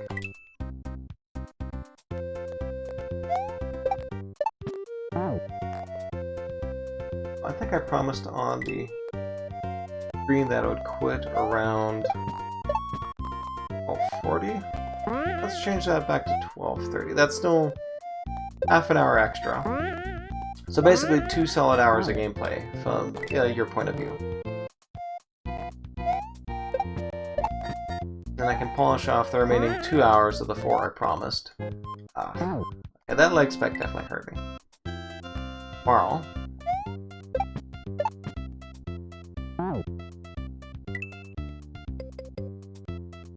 Losing focus, getting sloppy. To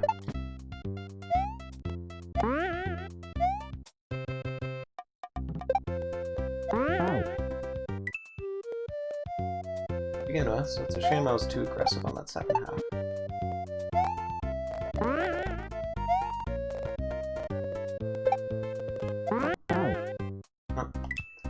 Too aggressive and got hit with a leg spike.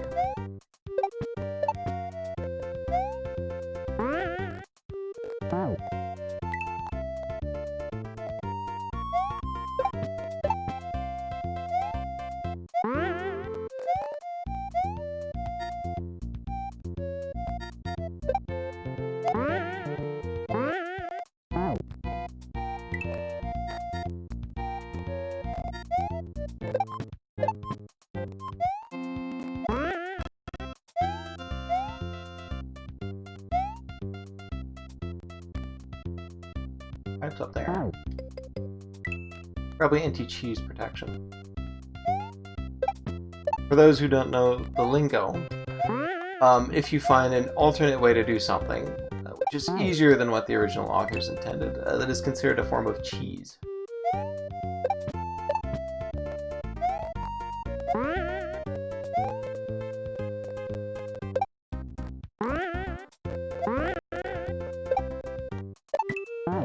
And not necessarily easier, but you at least pull it off, and it's not what was intended. It sort of breaks the level. Oh. Lost concentration.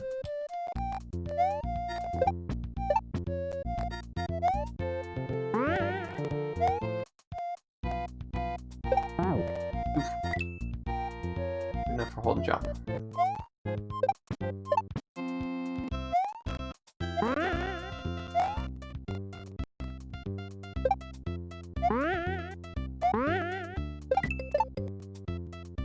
Alright.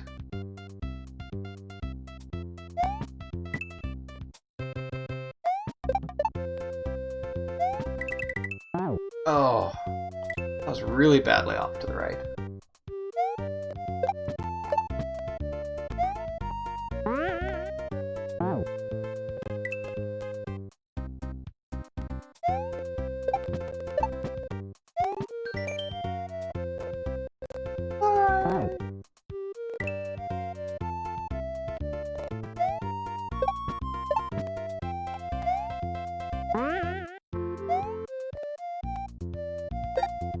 Honestly, I figured Chaos Composer deliberately put that text box there, just to sort of troll you a little bit. Just as you sort of headed down into the void. Right. Oh, better than last time at least. Ooh, my leg spikes.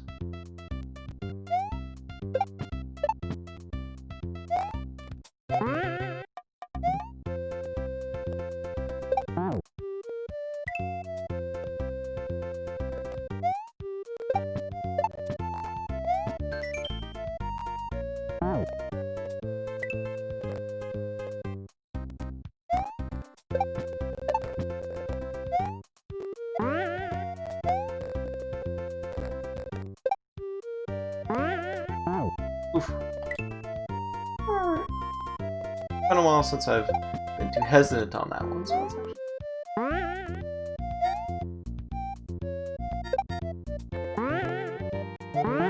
Oop. Too aggressive.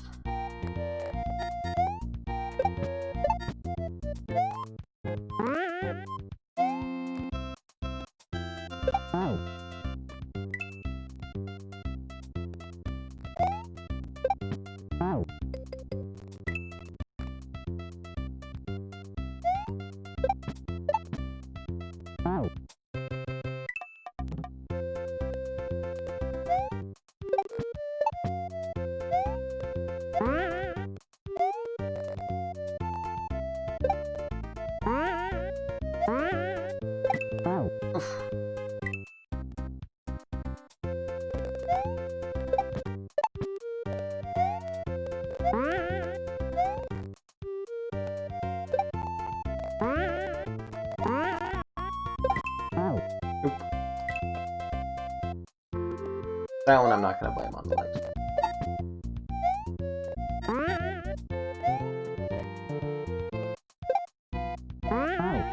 I find you to see how my approach to this first part has evolved. Originally, I was very much against sort of holding B after coming off of this first dragon, simply because it seems so much tougher to actually control the jump upwards. But I've gotten so much better with my horizontal control that now it's actually a little bit easier for me to bonk against the top, giving me a bit more time to collect my aim.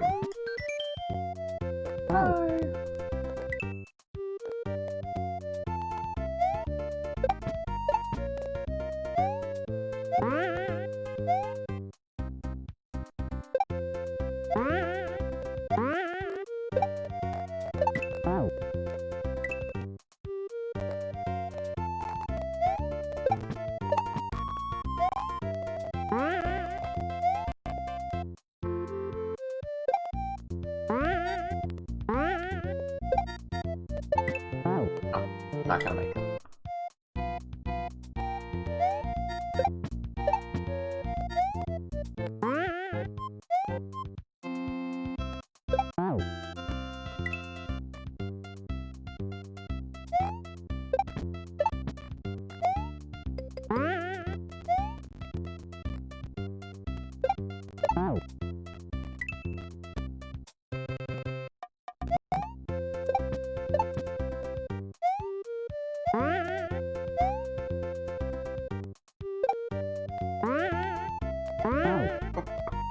Too aggressive there.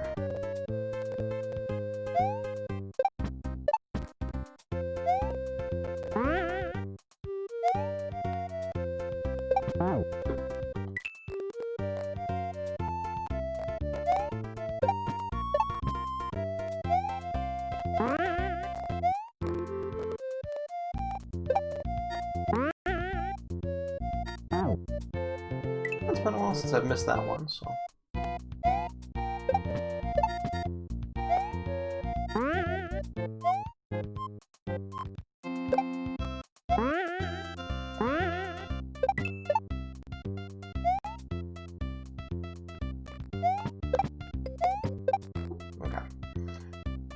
Alright, let's try this. No, too far to the right.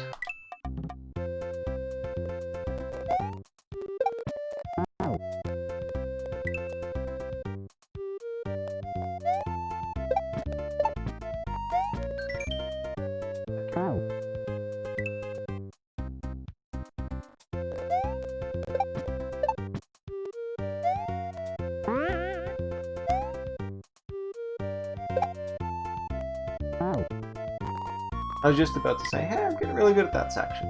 Eh.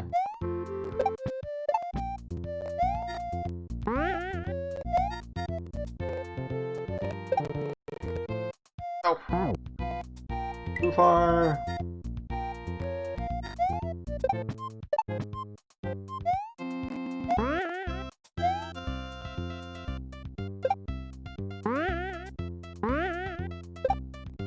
Nope. Oh.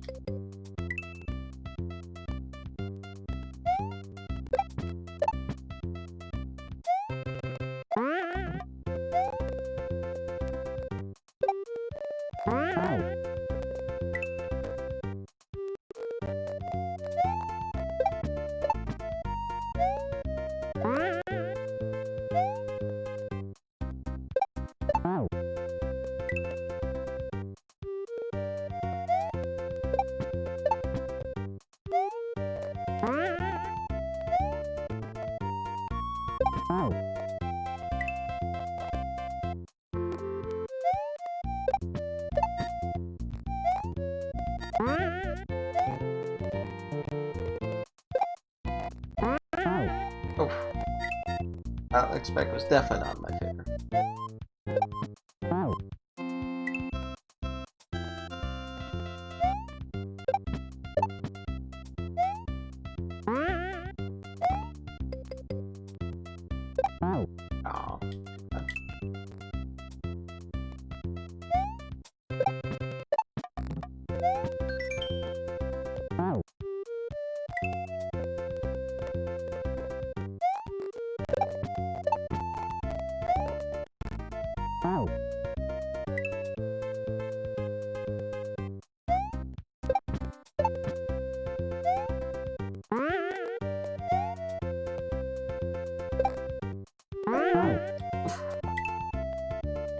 little too aggressive on that.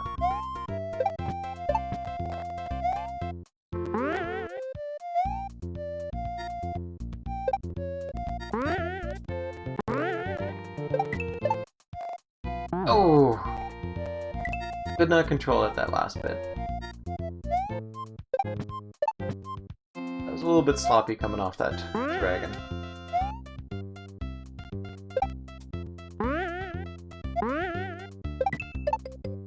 There we go. That's a lot better. Time I shall wait rather than taking the more aggressive route. Okay. Oh, that was closer.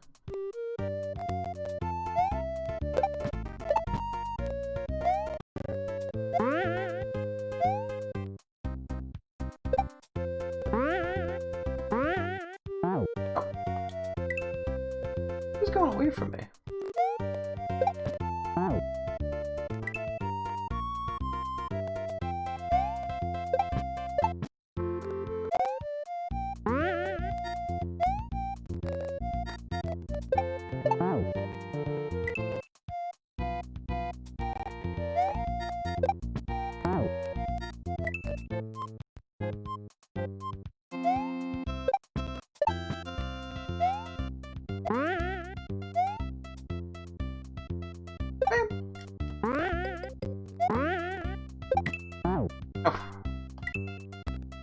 Alright, what do you think? 3 more attempts before I give up?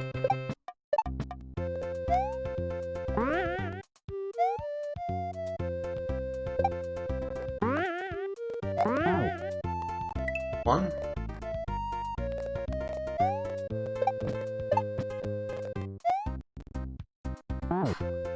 That was definitely a leg spike. 2. Did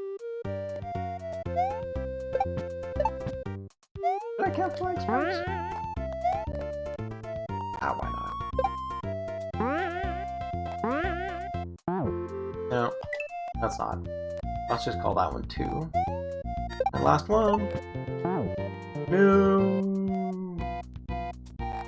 Alright, well, that was quite entertaining for me. I do apologize for cutting off about 10 minutes earlier than what I had listed on there, but I really want to check to see whether or not I'm missing that meeting, unfortunately. And I think technically I have actually hit 2 hours of gameplay today. I was 15 minutes late to start off with. I had about 10 to 15 minute break. Well, okay, I was chatting a little bit, but that's okay. I can easily compensate by doing an extra 15 minutes or so tomorrow, assuming I do have all the proper time tomorrow. Check Free Thought blogs for that, just to make doubly sure, and of course freethoughtblogs.com/fundraising to chip into to all the legal fee fund that we're trying to get around with. And yeah, with that, I'm going to be out of here. So hopefully you had fun, and I'll be seeing you probably tomorrow. All right, roughly the same time too. So yeah.